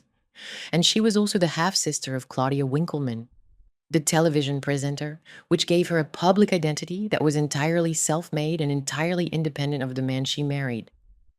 Her entry into the family had not generated a ripple of the kind that Princess Michael's arrival had produced 3 decades earlier. She was neither continental aristocrat nor American celebrity. She was a working professional who happened to marry a Windsor, and the marriage worked, and the press left them alone, and the children grew up in something approaching privacy. Her existence in the family was, in narrative terms, a control experiment. It proved that marrying into this branch of the Windsors was not inherently toxic. It was possible to enter the Kent orbit and emerge unscathed, provided you did not share the worldview that had made Princess Michael a lightning rod. Gabriella's path was less settled, more searching, and more emotionally exposed than her brother's. After Brown and Oxford, she was writing, making music under the name Ella Windsor, moving through a social world that overlapped with but was not identical to her parents'. Her creative work suggested a sensibility very different from her mother's: quieter, more contemporary, more interest in individual expression than in ancestral authority.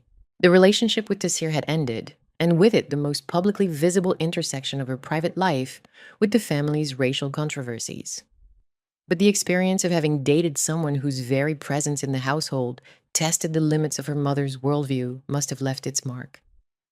Gabriella was navigating a particular kind of double consciousness, the daughter of a woman who believed in the sanctity of bloodlines, living her own life in a way that suggested she did not share that belief, or at least did not wish to be imprisoned by it. She was trying in her own quiet and largely private way to build something that belonged to her rather than to the family name. And the documentary should hold that effort with real tenderness, because what was coming would make separation from the family story permanently impossible. Prince Michael, meanwhile, was continuing his parallel career of patronage, consultancy, and international representation, a career that had seemed, for decades, like a model of how a peripheral royal could remain useful without being expensive. But the ground was shifting beneath that career in ways he appears not to have fully recognized. His Russian connections, which had been an asset in the optimistic 1990s, were beginning, in the mid to late 2000s, to attract a more cautious and more suspicious kind of attention. The political climate between London and Moscow was deteriorating. The Litvinenko poisoning in November 2006, the murder of a former Russian intelligence officer with radioactive polonium-210 in a London restaurant, an act that British authorities would eventually attribute to the Russian state, had transformed the public's understanding of Russia from a difficult but manageable partner into an actively hostile power, willing to conduct assassinations on British soil.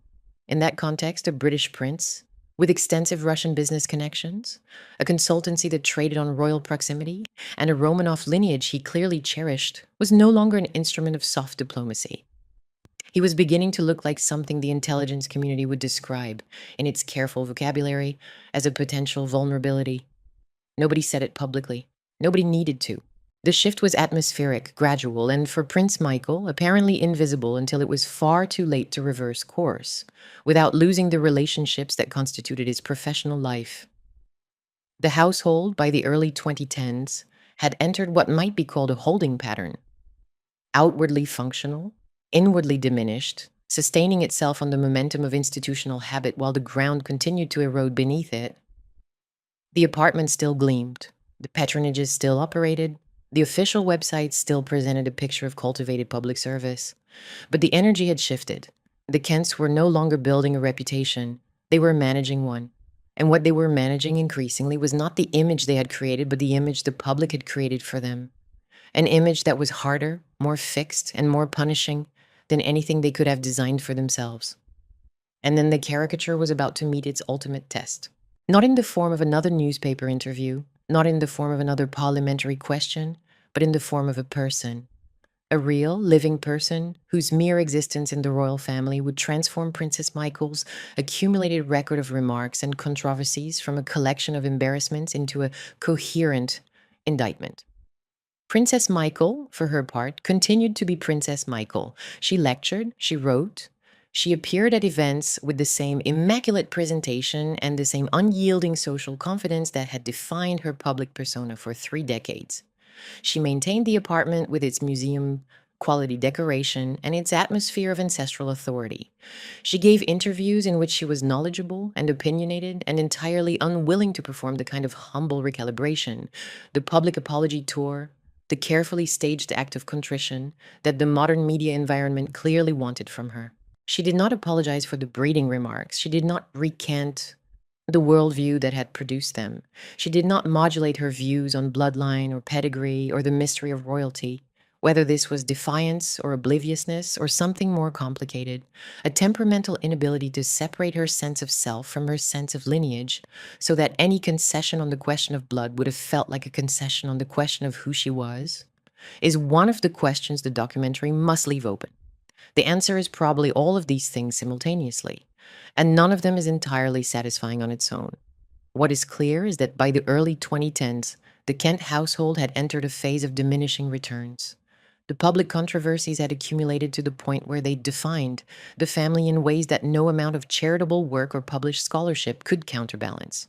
Princess Michael could publish another book, deliver another brilliant lecture, attend another charity gala in another impeccable outfit, and the headline the next morning would still reference the breeding remarks, the restaurant allegation, the nickname, the accumulating sense that she was a woman who had never learned or never agreed to edit herself for a world that no longer shared her assumptions. The official layer was still there. The book still existed. The patronages still functioned. But the official layer had been overwhelmed by the tabloid layer and the ideological layer, and the cultivated European historian, who had wished to be taken seriously on her own terms, had been subsumed almost entirely by the caricature, because something was happening in the wider royal family that would change the context of everything the Kents had done and said and been accused of over the previous 2 decades. A young American actress named Meghan Markle had entered Prince Harry's life. The relationship, which became public knowledge in late 2016 and was confirmed by Kensington Palace in November of that year, was becoming serious with startling speed. The press was aware, the public was fascinated, and the conversation about race, modernity, and the future of the monarchy, a conversation that had been conducted for years in abstract theoretical terms, was about to shift from debate to lived reality. A biracial woman was approaching the threshold of the House of Windsor. She was not approaching it as a dinner guest or a distant acquaintance or the girlfriend of a peripheral cousin. She was approaching it as a potential wife, a potential duchess, a potential mother of children who would carry the Windsor name and the mixed heritage that Princess Michael's entire worldview, her breeding remarks, her bloodline fixation, her ancestral conviction that purity was a virtue and porousness was a threat, had been constructed to resist. The monarchy was being tested. The press was watching, the world was watching. And Princess Michael of Kent, the woman who had spent decades articulating, in public and in private, the old grammar of blood and exclusion, was about to find herself in the same room as the living embodiment of everything that grammar was designed to exclude. The collision that had been building for years between the old aristocratic consciousness and the new reality of a diversifying institution was about to become visible, physical, and photographable. It was going to happen at a family gathering. It was going to happen at Christmas. It was going to happen at Buckingham Palace, in the full view of every photographer who had staked out the arrival line. And it was going to involve a piece of jewellery so small that you could hold it in the palm of your hand, and so heavy with accumulated meaning that it would crush what remained of Princess Michael's public reputation in a single December afternoon. The year 2017 arrived, and with it a shift in the moral atmosphere surrounding the British monarchy so profound that everything, every old headline, every archived quotation, every half-forgotten controversy would be reread through a new and far less forgiving lens. In the autumn of that year, Kensington Palace confirmed that Prince Harry was in a relationship with Meghan Markle, an American actress of biracial heritage who had grown up in Los Angeles, attended Northwestern University, and built a career in television that included a prominent role in the legal drama Suits. The relationship had been public knowledge for roughly a year, but the formal confirmation, followed in November 2017 by the announcement of their engagement, transformed it from royal gossip into institutional reality. Meghan Markle was going to become a member of the House of Windsor. She was going to carry a title. She was going to stand on the balcony at Buckingham Palace. She was going to have children whose blood would mingle the line of George V with the heritage of an African American mother from Crenshaw, and those children would be in the line of succession to the British throne. The significance of this, the sheer unprecedented weight of what it meant for an institution that had been built over centuries on the most exclusive understanding of lineage and belonging that any European monarchy had maintained, cannot be overstated. For more than 1,000 years, the British crown had reproduced itself within an ever-narrowing circle of European royal houses, aristocratic families, and more recently, the carefully vetted upper reaches of the British establishment. The marriages that sustained the dynasty were not random acts of love. They were selections. From eligible Protestant houses, from acceptable bloodlines, from social worlds that shared the monarchy's assumptions about who counted and who did not. When those rules were broken, when Edward VIII chose Wallis Simpson, when Princess Margaret was discouraged from marrying Peter Townsend, the institution responded with constitutional crisis, personal anguish, and a renewed insistence on the boundaries it had always maintained. Meghan Markle's arrival did not merely bend those rules. It transformed the conversation about what the rules were for. The British press treated the engagement as both a love story and a referendum. The public was fascinated, divided, excited, suspicious, all at once, often within the same household. The commentariat split between those who saw Meghan as the embodiment of a modernizing monarchy, finally catching up with the society it claimed to represent, and those who sensed, beneath the celebratory coverage, a collision between old assumptions and new realities that the institution was not remotely prepared to manage. The monarchy itself, the courtiers, the advisors, the ancient machinery of protocol and precedents that had been running, in broadly the same way since the Hanoverian succession, appeared to be operating in a state of cautious optimism that would, within 2 years, curdle into recrimination, departure, and the most damaging public rupture the family had suffered since the death of Diana. But that is a larger story, and this documentary is about a smaller one, or rather about the precise point where the smaller story collided with the larger one in a way that made both of them unforgettable. Because into this charged, historically unprecedented moment, the first biracial woman preparing to enter the core of the British royal family, with the entire world watching to see how the institution would respond, walked Princess Michael of Kent, carrying 40 years of accumulated controversy, a worldview built on the primacy of bloodline and the sanctity of pedigree, a public record that included alleged racial remarks in a New York restaurant and published statements about breeding in a German newspaper, and a reputation so thoroughly identified with aristocratic racial insularity that her mere presence at any event involving Meghan Markle was going to be scrutinized with a ferocity that no amount of good behavior could entirely deflect. The question was not whether Princess Michael would attract attention at the point of intersection with Meghan. The question was what form the attention would take. And the answer, when it came, was worse than anything even her harshest critics could have predicted, not because of something she said, but because of something she wore. The weeks leading up to December 2017 were filled with the particular kind of anticipatory energy that attends a royal engagement, the sense that something is about to change, that an institution accustomed to moving at the pace of centuries is being asked to accelerate, and that the outcome is genuinely uncertain. The newspapers ran daily stories about wedding plans, about Meghan's adjustment to royal life, about the protocol she would need to learn and the freedoms she would need to surrender. The palace machinery was in motion. Dress fittings, guest lists, briefings on constitutional procedure and royal etiquette, the slow and painstaking translation of a Californian actress who had built her career on individual achievement and public self-expression into a British duchess whose role would be defined by institutional service and personal restraint. The gap between those two identities was enormous, and everyone involved, and from the couple themselves to the courtiers managing the transition to the press, watching every step, understood that navigating it would be the defining challenge of the marriage. Behind the public celebration, there were already tensions about Meghan's relationship with her own family, particularly her father, Thomas Markle, whose behavior was becoming increasingly unpredictable and whose dealings with the tabloid press were causing alarm inside the palace.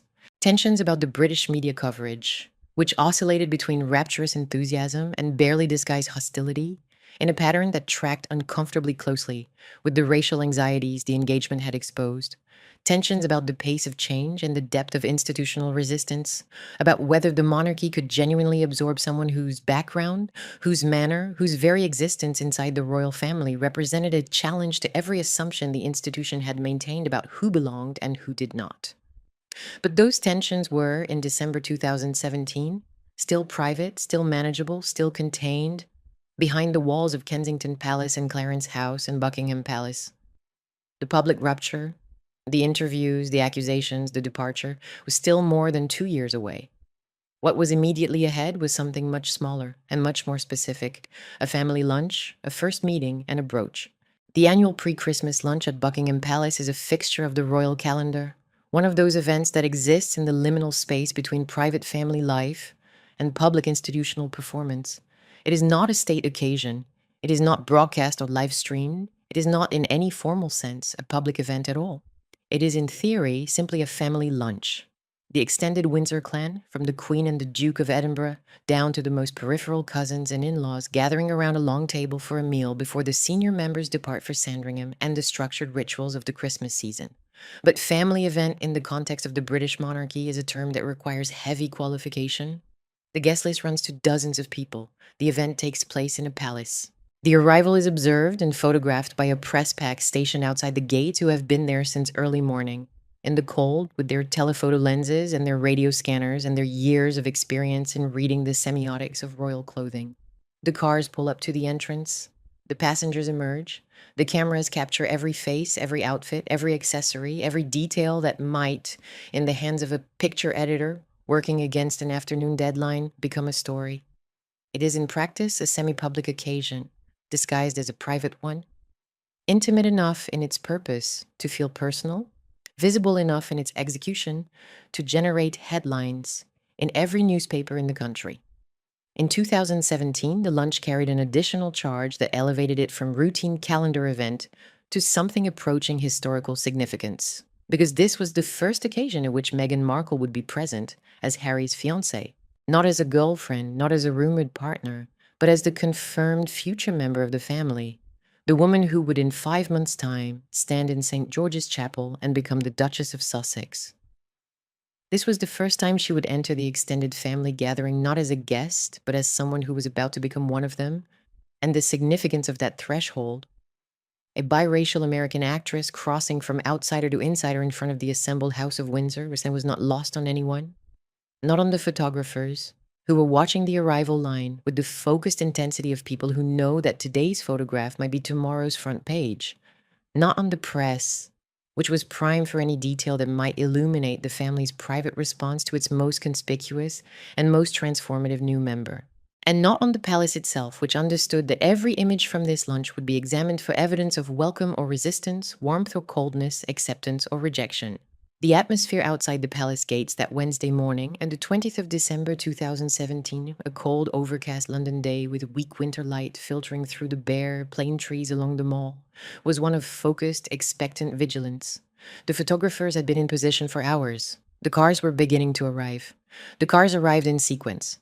Family members emerged, were photographed, and moved inside.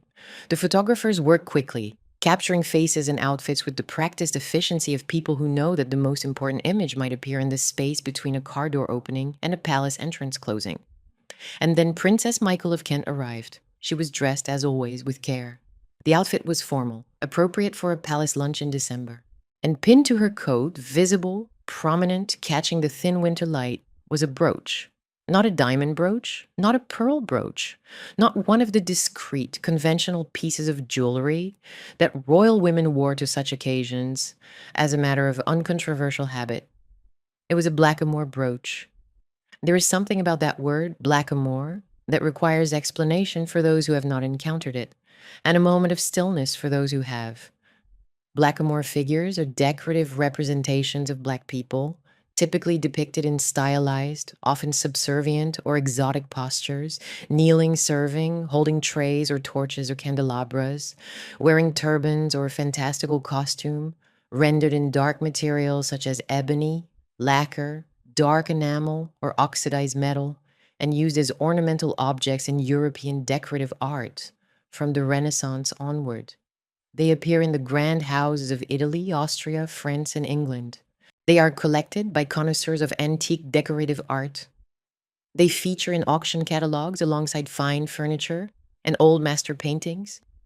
They occupy display cases in the kind of shops knit on the Portobello Road, in the antiques markets of the Cotswolds, in the galleries of the Faubourg Saint-Honoré, where the aesthetics of old Europe are preserved and sold at considerable prices. They are also in the 21st century recognized by a growing number of people, and not only people of color, those artifacts of a racial imagination that treated black bodies as ornamental objects, as decorative accessories to white European grandeur, as things to be displayed, arranged, worn, and admired for the aesthetic pleasure of the collector. The blackamoor is not a neutral decorative motif. It is a contested one, freighted with the history of European colonialism, the transatlantic slave trade, and the long tradition of representing black people not as subjects but as objects. Beautiful, perhaps, in the eyes of the collector, but beautiful in the way that a carved figure is beautiful. Without agency, without interiority, without the dignity of being recognized as fully human. The contest over the blackamoor is not subtle. It is, in the second decade of the 21st century, one of the most visible flashpoints in the broader cultural reckoning with the decorative legacies of empire. Princess Markle of Kent, a trained art historian who had spent her life among precisely the kind of decorative objects that populate the collections of old European houses, pinned a blackamoor brooch to her coat and walked into Buckingham Palace on the day she was due to meet Meghan Markle for the first time. Whether she understood what she was doing, whether the choice was deliberate, habitual, or made in genuine ignorance of the optics, is a question that sits at the center of the incident and that cannot from the outside be definitively answered. What can be said is that a woman of her training and her knowledge could not credibly claim to be unaware of what a blackamoor figure was or what it represented in the history of European decorative art. She was not a casual collector who had picked up a pretty brooch at a market stall.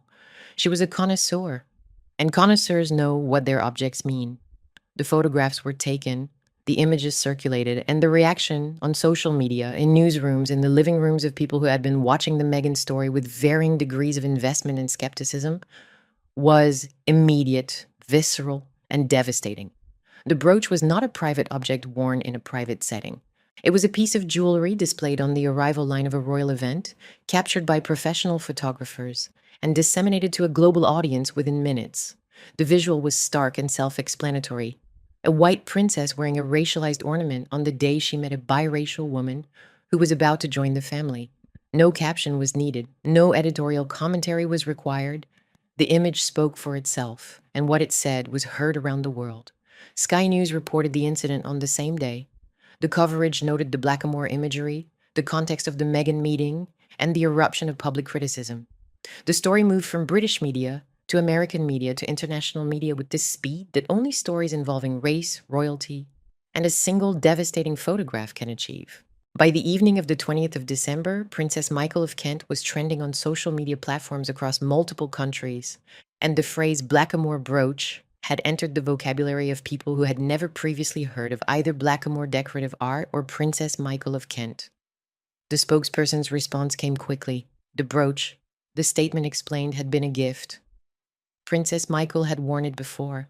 She had not worn it with any intention of causing offense. She was very sorry and distressed that the brooch had caused offense. The apology was included in news reports and must be noted here in full fairness because it represents the family's stated position and because the question of intent and whether the brooch was worn deliberately, carelessly, or in genuine ignorance of its significance on that particular day is one that cannot be resolved from the outside. But the apology, however sincere, was structurally irrelevant to the damage. It did not matter, in terms of public impact, whether Princess Markle had worn the brooch on purpose or by accident.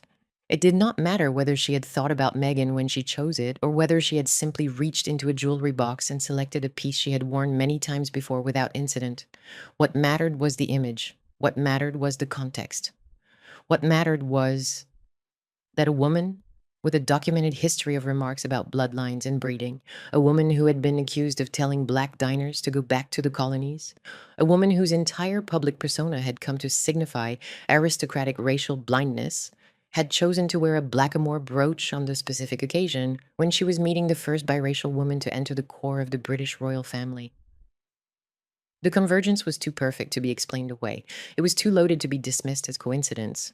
And it was too visually powerful to be contained by any apology, however prompt, however genuine, however carefully worded. This was the central reputational tragedy of Princess Michael of Kent's public life, and it is worth sitting with it for a moment before the aftermath begins, because the nature of the tragedy is particular and precise. It was not a tragedy of words. Nobody quoted a damaging sentence. It was not a tragedy of action. Nobody described a confrontation, a scene, a raised voice. It was a tragedy of image, a single visual that crystallized decades of accumulated suspicion into one globally legible photograph. The brooch did not create Princess Michael's reputation.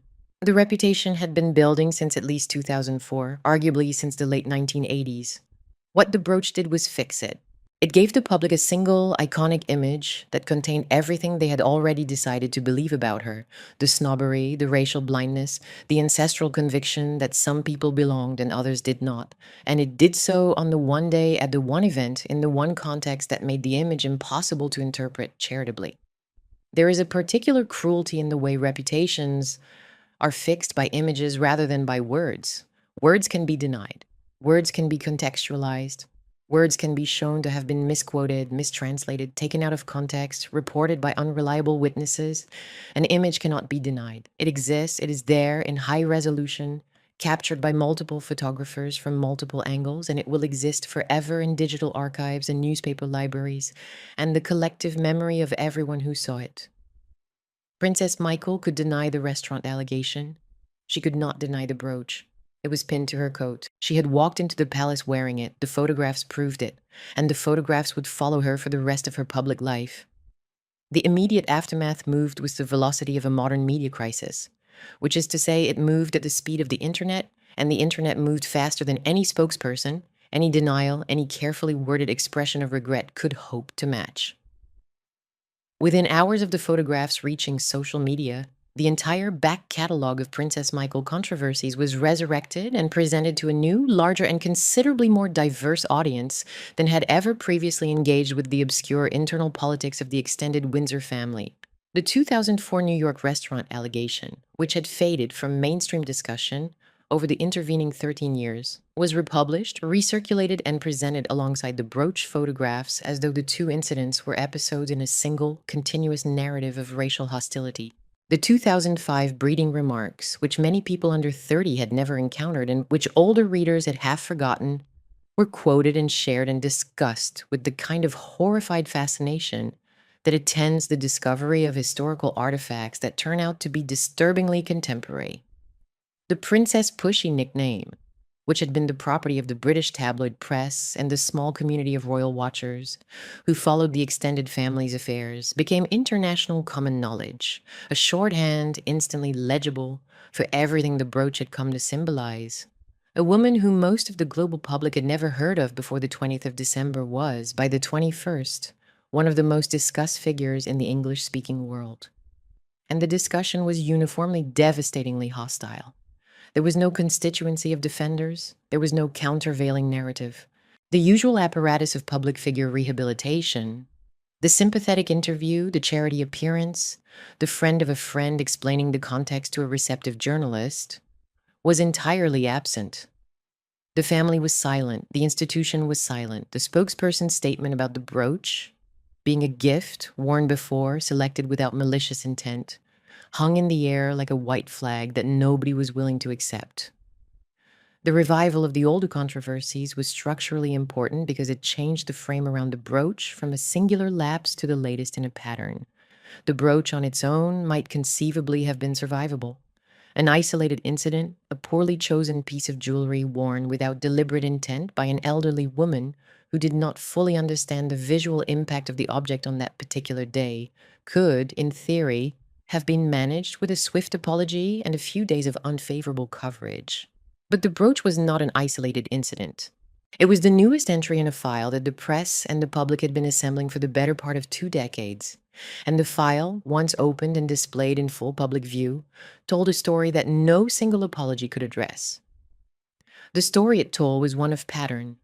Repeated remarks, repeated symbols, repeated moments of collision between an old aristocratic worldview and the modern world's evolving understanding of race.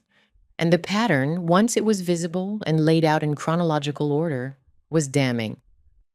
Not because every individual incident was necessarily what it appeared to be, not because every allegation had been proven, but because the cumulative weight of the sequence made charitable interpretation increasingly difficult and eventually impossible to sustain. The palace was silent. Buckingham Palace issued no statement about Princess Markle. Kensington Palace, which was managing the Harry and Meghan narrative with the careful, strategic discipline of a household that understood what was at stake for the institution's future, said nothing. The silence was not neutral. It was a choice. The same choice the institution had been making about the Kents for 15 years, the choice to let the peripheral embarrassment absorb the damage while the center preserved its own narrative.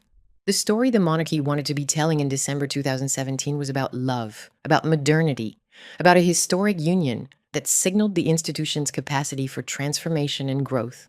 The brooch undermined that story completely. It suggested, and whether accurately or not, whether fairly or not, that the extended family contained people who were not merely indifferent to the significance of Meghan's arrival, but actively resistant to it, and that the old aristocratic attitudes the monarchy was trying to distance itself from were alive and well and wearing jewellery in the arrival line at Buckingham Palace. And so the institution did what it always did when a minor royal threatened the carefully maintained institutional narrative. It said nothing, and it waited with practiced patience for the news cycle to move on.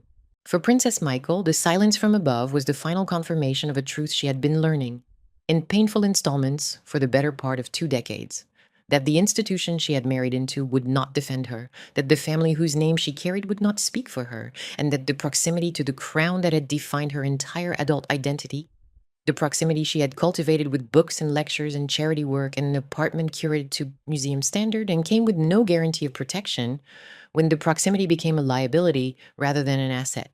She was royal. She was alone. And the image of the blackamoor brooch pinned to her coat on a December morning outside the gates of Buckingham Palace was now permanently attached to her name. A visual shorthand for everything the public believed she represented and everything the monarchy was trying, with increasing desperation, not to be. The scandal did not end on the 20th of December. It continued through Christmas, through the New Year, through the early months of 2018, sustained by the ongoing Meghan coverage, by the broader conversation about race and the monarchy that the engagement had ignited across the English-speaking world, and by the particular dynamics of the internet, which ensured that the brooch photographs would resurface every time a new chapter of the Meghan story generated a new round of discussion. Every time a commentator discussed whether the royal family truly understood race, Princess Markle's brooch was cited as evidence.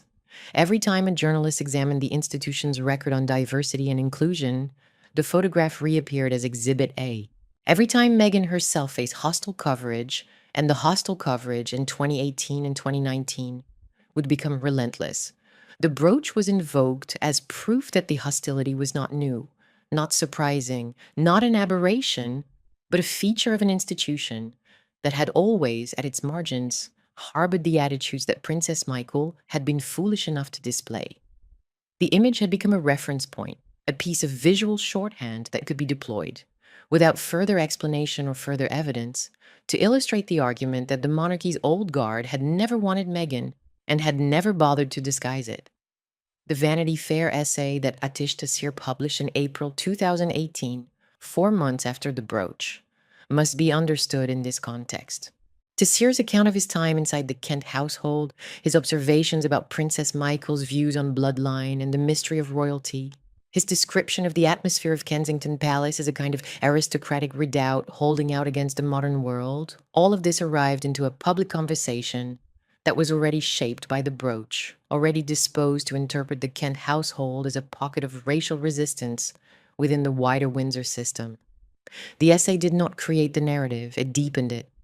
It gave the narrative an interior, a sense of what the private life behind the public controversy actually felt and sounded like. And that interior, as Tessier rendered it, confirmed everything the brooch had already suggested. And behind the headlines, behind the trending hashtags and the recycled photographs and the comment section outrage and the long analytical pieces about race in the British establishment, there was still a family.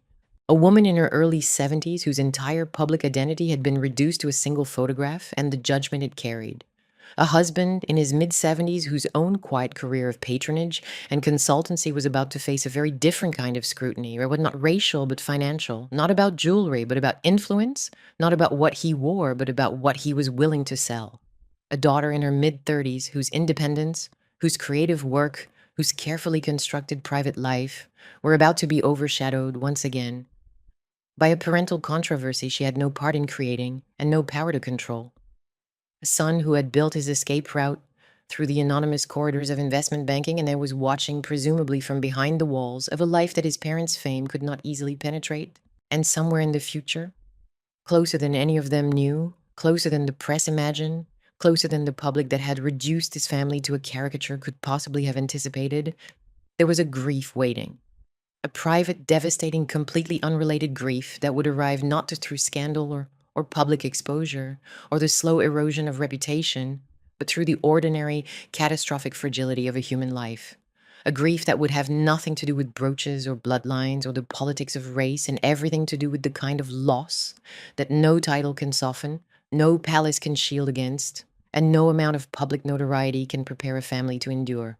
The scandal would harden into permanent reputation. The reputation would set like concrete around the name Princess Michael of Kent. And then the story would turn him suddenly, brutally, without warning, in a direction that no one in the press pack outside Buckingham Palace on the 20th of December 2017 could have anticipated or prepared for. The noise was about to give way to silence. And the silence would be the hardest part of all. The reputation set. It set like plaster around the name Princess Michael of Kent, hardening into a fixed shape that no subsequent action, no charity appearance, no published book, no quiet act of public service could alter or soften. By 2019, the brooch had become the single defining image of her public life, the visual that appeared beside her name in every article, every profile, every reference to the extended Windsor family's relationship with race. The decades of books and lectures and cultural authority that she had spent her adult life building were in the public mind entirely eclipsed. She was the brooch woman. She was the one who said that thing about breeding. She was Princess Pushy. The identity she had constructed with such formidable intelligence and effort, the historian, the designer, the connoisseur, the cultivated European, was buried beneath the caricature, and the caricature, once established, proved as permanent as anything in the digital age can be.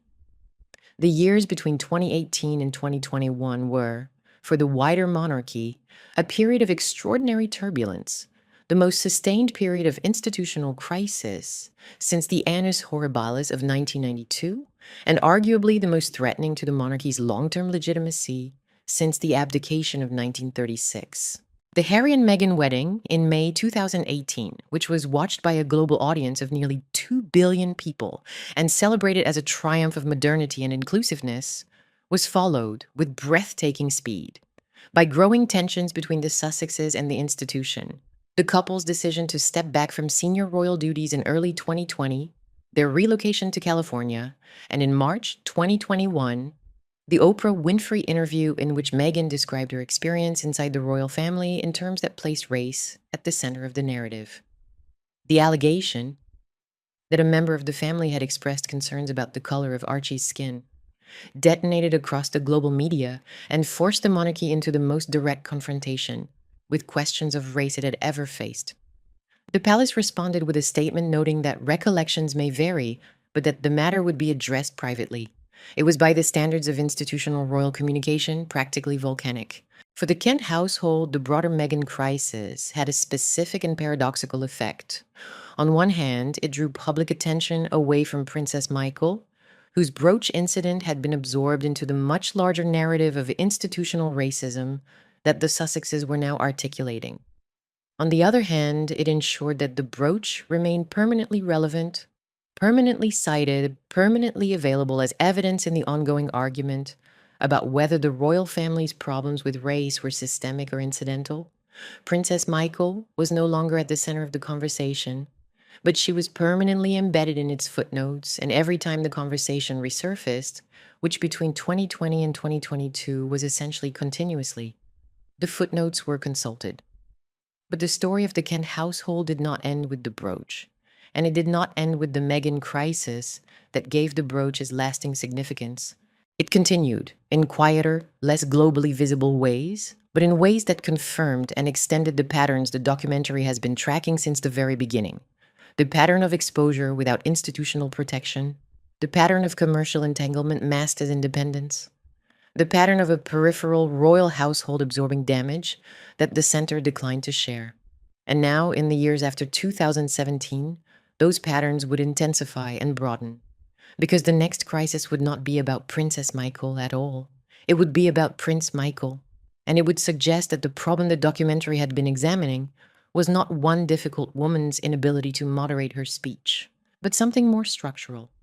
An entire household that had been operating for decades in the dangerous and ultimately indefensible space between royal prestige and private commercial exploitation. In May 2021, the Associated Press, in conjunction with the investigative organization that had conducted the undercover operation, reported the results of an investigation into Prince Michael of Kent's business dealings. The timing was significant. The monarchy was still absorbing the fallout from the Oprah interview. Prince Philip had died just weeks earlier, in April, and the institution was in a state of simultaneous grief and crisis that left it with no capacity whatsoever to manage a secondary scandal involving a peripheral cousin. The investigation, conducted by reporters posing as investors from a fictitious South Korean gold company, alleged that Prince Michael was willing to use his royal status and his extensive Russian connections to facilitate commercial access, that his household, through an associate identified as the Marquis of Reading, had offered to provide introductions and endorsements that traded directly on the prince's proximity to the British crown and his decades-long relationships within the Russian political and business establishment. The AP report described what appeared to be an operation in which royal status was being leveraged for commercial gain in a way that blurred, almost to the point of erasure, the line between legitimate consultancy and the straightforward sale of access. The associate in the undercover meetings was reported to have suggested that Prince Michael could be used as a channel for communication with Putin's Russia, that his Romanov blood, his linguistic skills, his personal relationships within the Russian establishment gave him a value that could be purchased by the right client for the right price. The investigation was conducted with hidden cameras, and the footage when it was broadcast had the grainy, slightly surreal quality of all undercover stings. The banality of a business meeting exposed, by the mere presence of a concealed lens, as something it was never meant to be seen as. Prince Michael's office responded with a denial that must be noted in full and given its proper weight. His representatives said that he had no special relationship with President Putin, that any claims to the contrary were misleading, and that the suggestions made by his associate during the undercover meetings were not things that Prince Michael would have wanted, been party to, or been able to fulfill. The denial was specific, direct, and unequivocal. The prince, his office maintained, had not been aware of the representations made on his behalf, and the proposals described in the investigation did not reflect his actual intentions, his actual practice, or his actual capabilities.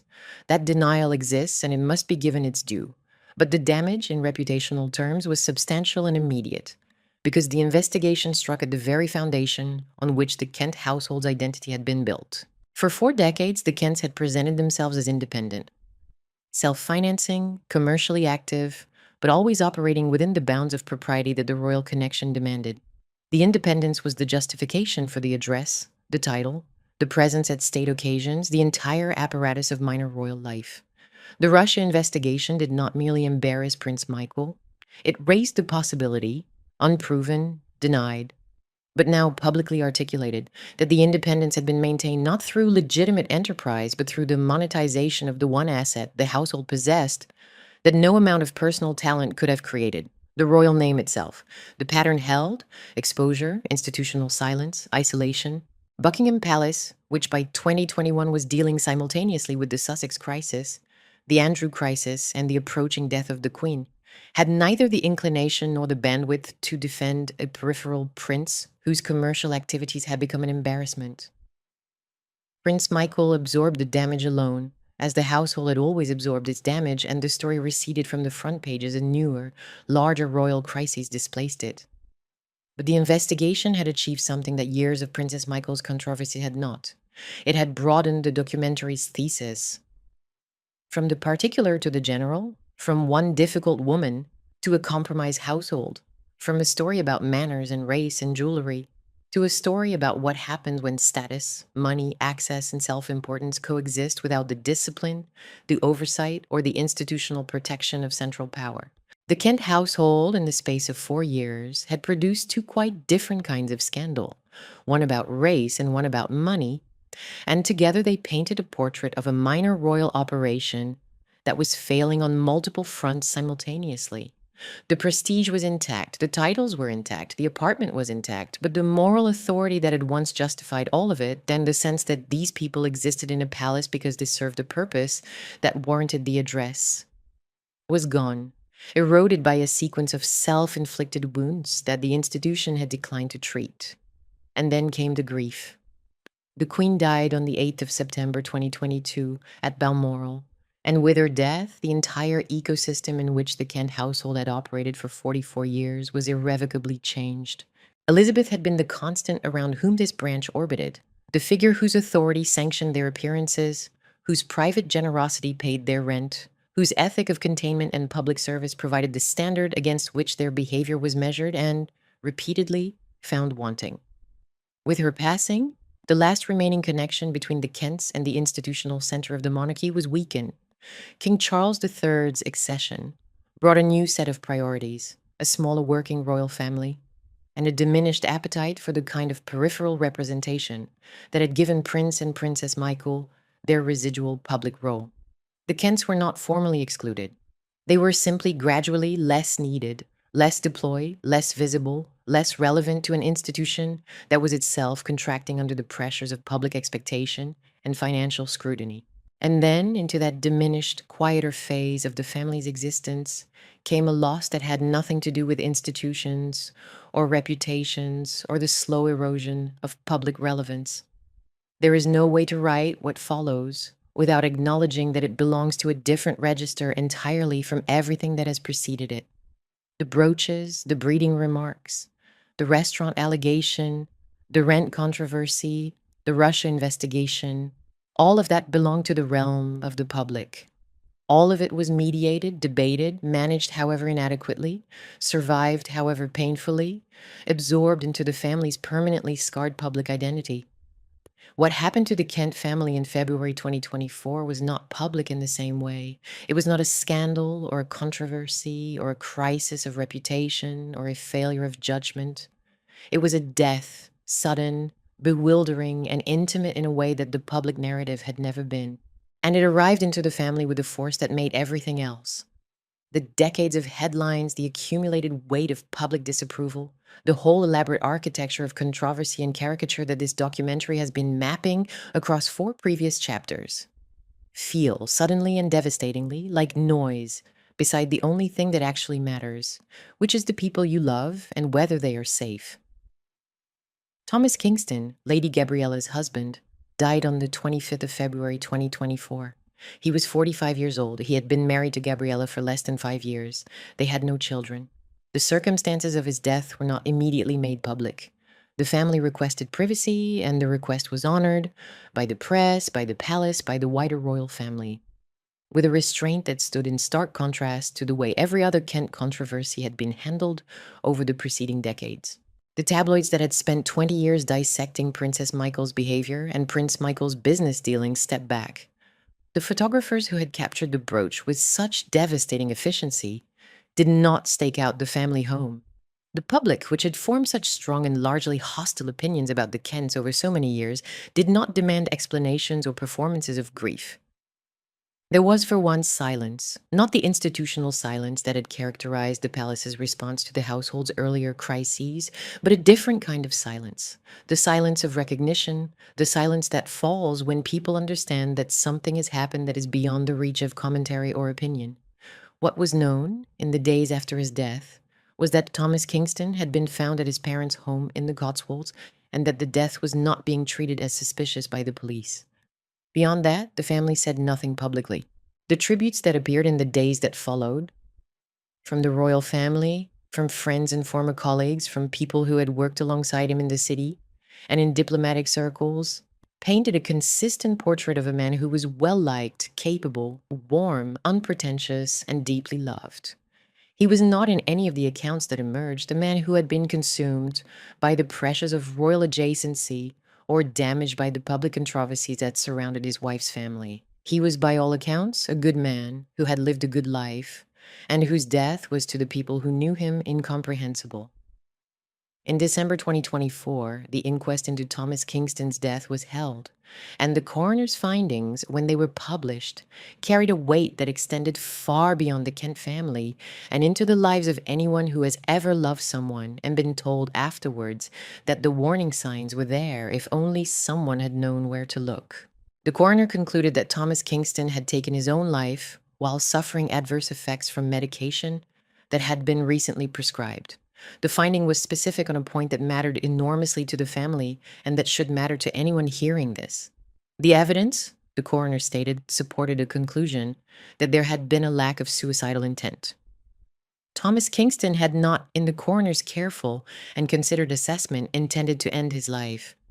He had been experiencing adverse effects, effects that altered his state of mind in ways he had not anticipated and that those around him had no reason to expect. And the outcome was a death that was, in the most terrible and precise sense of the word, unintended. The medication was supposed to help him, it did the opposite. And the gap between what the medication was supposed to do and what it did is where the tragedy lives. Lady Gabriella gave a statement at the inquest. It was not a prepared public relations statement. It was not crafted by advisors or vetted by palace communication staff. It was the voice of a woman who had lost her husband and who wanted the loss to mean something beyond the private devastation of her own life. She said that greater awareness of the potential side effects of prescribed medication was needed. She said, and this is the sentence that should stay with the audience long after the documentary has ended, that if this could happen to Tom, it could happen to anyone. That sentence punctures the entire preceding narrative. It reaches through the decades of controversy and caricature and social warfare and reputational damage and touches something that has nothing to do with titles or brooches or the politics of royal adjacency or the proper management of a minor royal household's public image. It is the voice of a woman in grief, and the grief is not aristocratic grief or royal grief or minor royal grief.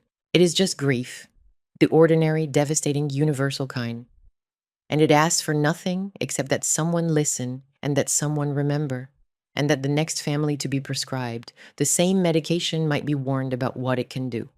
It is the most human sentence in this entire story, and it should be the last thing the audience hears from Gabriella before the documentary moves on, because what it reveals, beneath the layers of public controversy and institutional distance and accumulated reputation, is a family, a royal, private, grieving family that had been carrying the weight of a famous name for 4 decades and was now carrying something that no amount of fame or notoriety or aristocratic composure had prepared them for. The cultural afterlife of the Kent household is in some respects the most revealing absence in this entire story. For other members of the extended Windsor family, for Diana, for Fergie, for the Duke and Duchess of Windsor, even for Princess Margaret, the cultural processing has been extensive, almost industrial in its scale. Dramas, films, television series, biographies, novels, stage plays, Netflix adaptations that reach audiences of tens of millions and shape the popular understanding of their subjects for generations. The Crown alone, across 6 seasons spanning the reign of Elizabeth II, has done more to define the popular memory of the wider Windsor family than any number of newspaper articles or factual documentary films could achieve. Diana has been played by a dozen actresses. Fergie has been dramatized. Wallis Simpson has been rendered in fiction so many times that the fictional versions have effectively replaced the historical woman in the public imagination. For Princess Michael of Kent, no such cultural processing has occurred. There is no major drama centered on her story. There is no feature film. There is no limited diaries. There is no novelistic biography of the kind that writers like Tina Brown, Anne de Courcy, or Hugo Vickers have produced for other royal and royal-adjacent figures. She does not appear as a character in The Crown, which, despite its sprawling cast, found no narrative use for the Kent household. Her story has not been optioned, adapted, or dramatized in any form that has reached a mainstream audience. Her cultural afterlife exists instead in a different, more diffuse, and considerably less sympathetic register. In the press archive, where the controversies are stored in perpetuity, in the journalistic shorthand of Princess Pushy, which functions as a kind of cultural memory capsule, instantly recognizable and instantly reductive, in magazine profiles that recycle the same handful of anecdotes and the same parade of controversies, in the occasional outsider account, of which Atish Tasir's 2018 Vanity Fair essay remains the most vivid, the most atmospheric, and the most consequential. And in the Meghan era excavation of older stories that were pulled from the archive, dusted off, and re examined through the lens of a new and considerably more demanding racial consciousness. That absence of serious cultural treatment is itself significant, and it tells you something about how the public has categorized Princess Michael's story. Diana's story was treated as tragedy. Margaret's story was treated as a study in duty versus desire. Even Fergie's story, which was in many ways more farcical than tragic, received the cultural attention that comes with being understood as a human story worth telling. Princess Michael's story has not been treated as any of these things. It has been treated as a joke, a cautionary tale about what happens when a European aristocrat fails to read the room, a punchline rather than a narrative, a brooch rather than a life. The tabloid version, pushy, snobbish, racially tone-deaf, reducible to a nickname and a photograph, has been allowed to stand unchallenged because no dramatist, no screenwriter, no serious biographer has yet found the story compelling enough, or sympathetic enough, or commercially promising enough to tell it in the round. This documentary, if it does its work, complicates that flattening. Not to rehabilitate Princess Michael. Rehabilitation is not the narrator's purpose and not within the narrator's gift, but to render the full human complexity of a life that the headlines reduce to a caricature and that the public, in its impatience with people it has decided not to like, was content to leave flat. What remains now is a diminished but still formally visible branch of the House of Windsor, operating in the long twilight of everything this story has described. The controversies, the institutional silences, the commercial entanglements, and now the private grief that sits beneath them all, like a wound that the public has not been asked to see. Prince Michael of Kent is 83 years old. He continues to maintain a public presence through his patronages and his website, which still lists his charitable and professional affiliations, his military service, his linguistic abilities, and his family. The official biography still presents him as a man of languages, diplomacy, and selfless public service, a grandson of George V who devoted his life to international understanding and charitable work without drawing on public funds. The Russia controversy, the commercial entanglements, the undercover investigation that suggested the independence might have been maintained through the sale of access, none of this appears in the official account. What appears is the version he would prefer the world to remember: the soldier, the linguist, the patron, the public servant. Whether that version is truer than the version the investigation suggested is a question the documentary need not answer.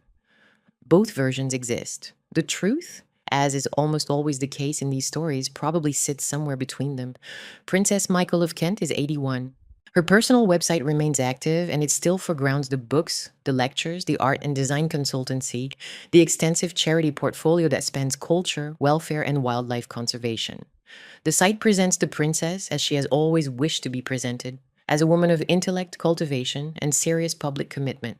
The brooch does not appear, the breeding remarks do not appear, the restaurant allegation does not appear, the Princess Pushy nickname does not appear.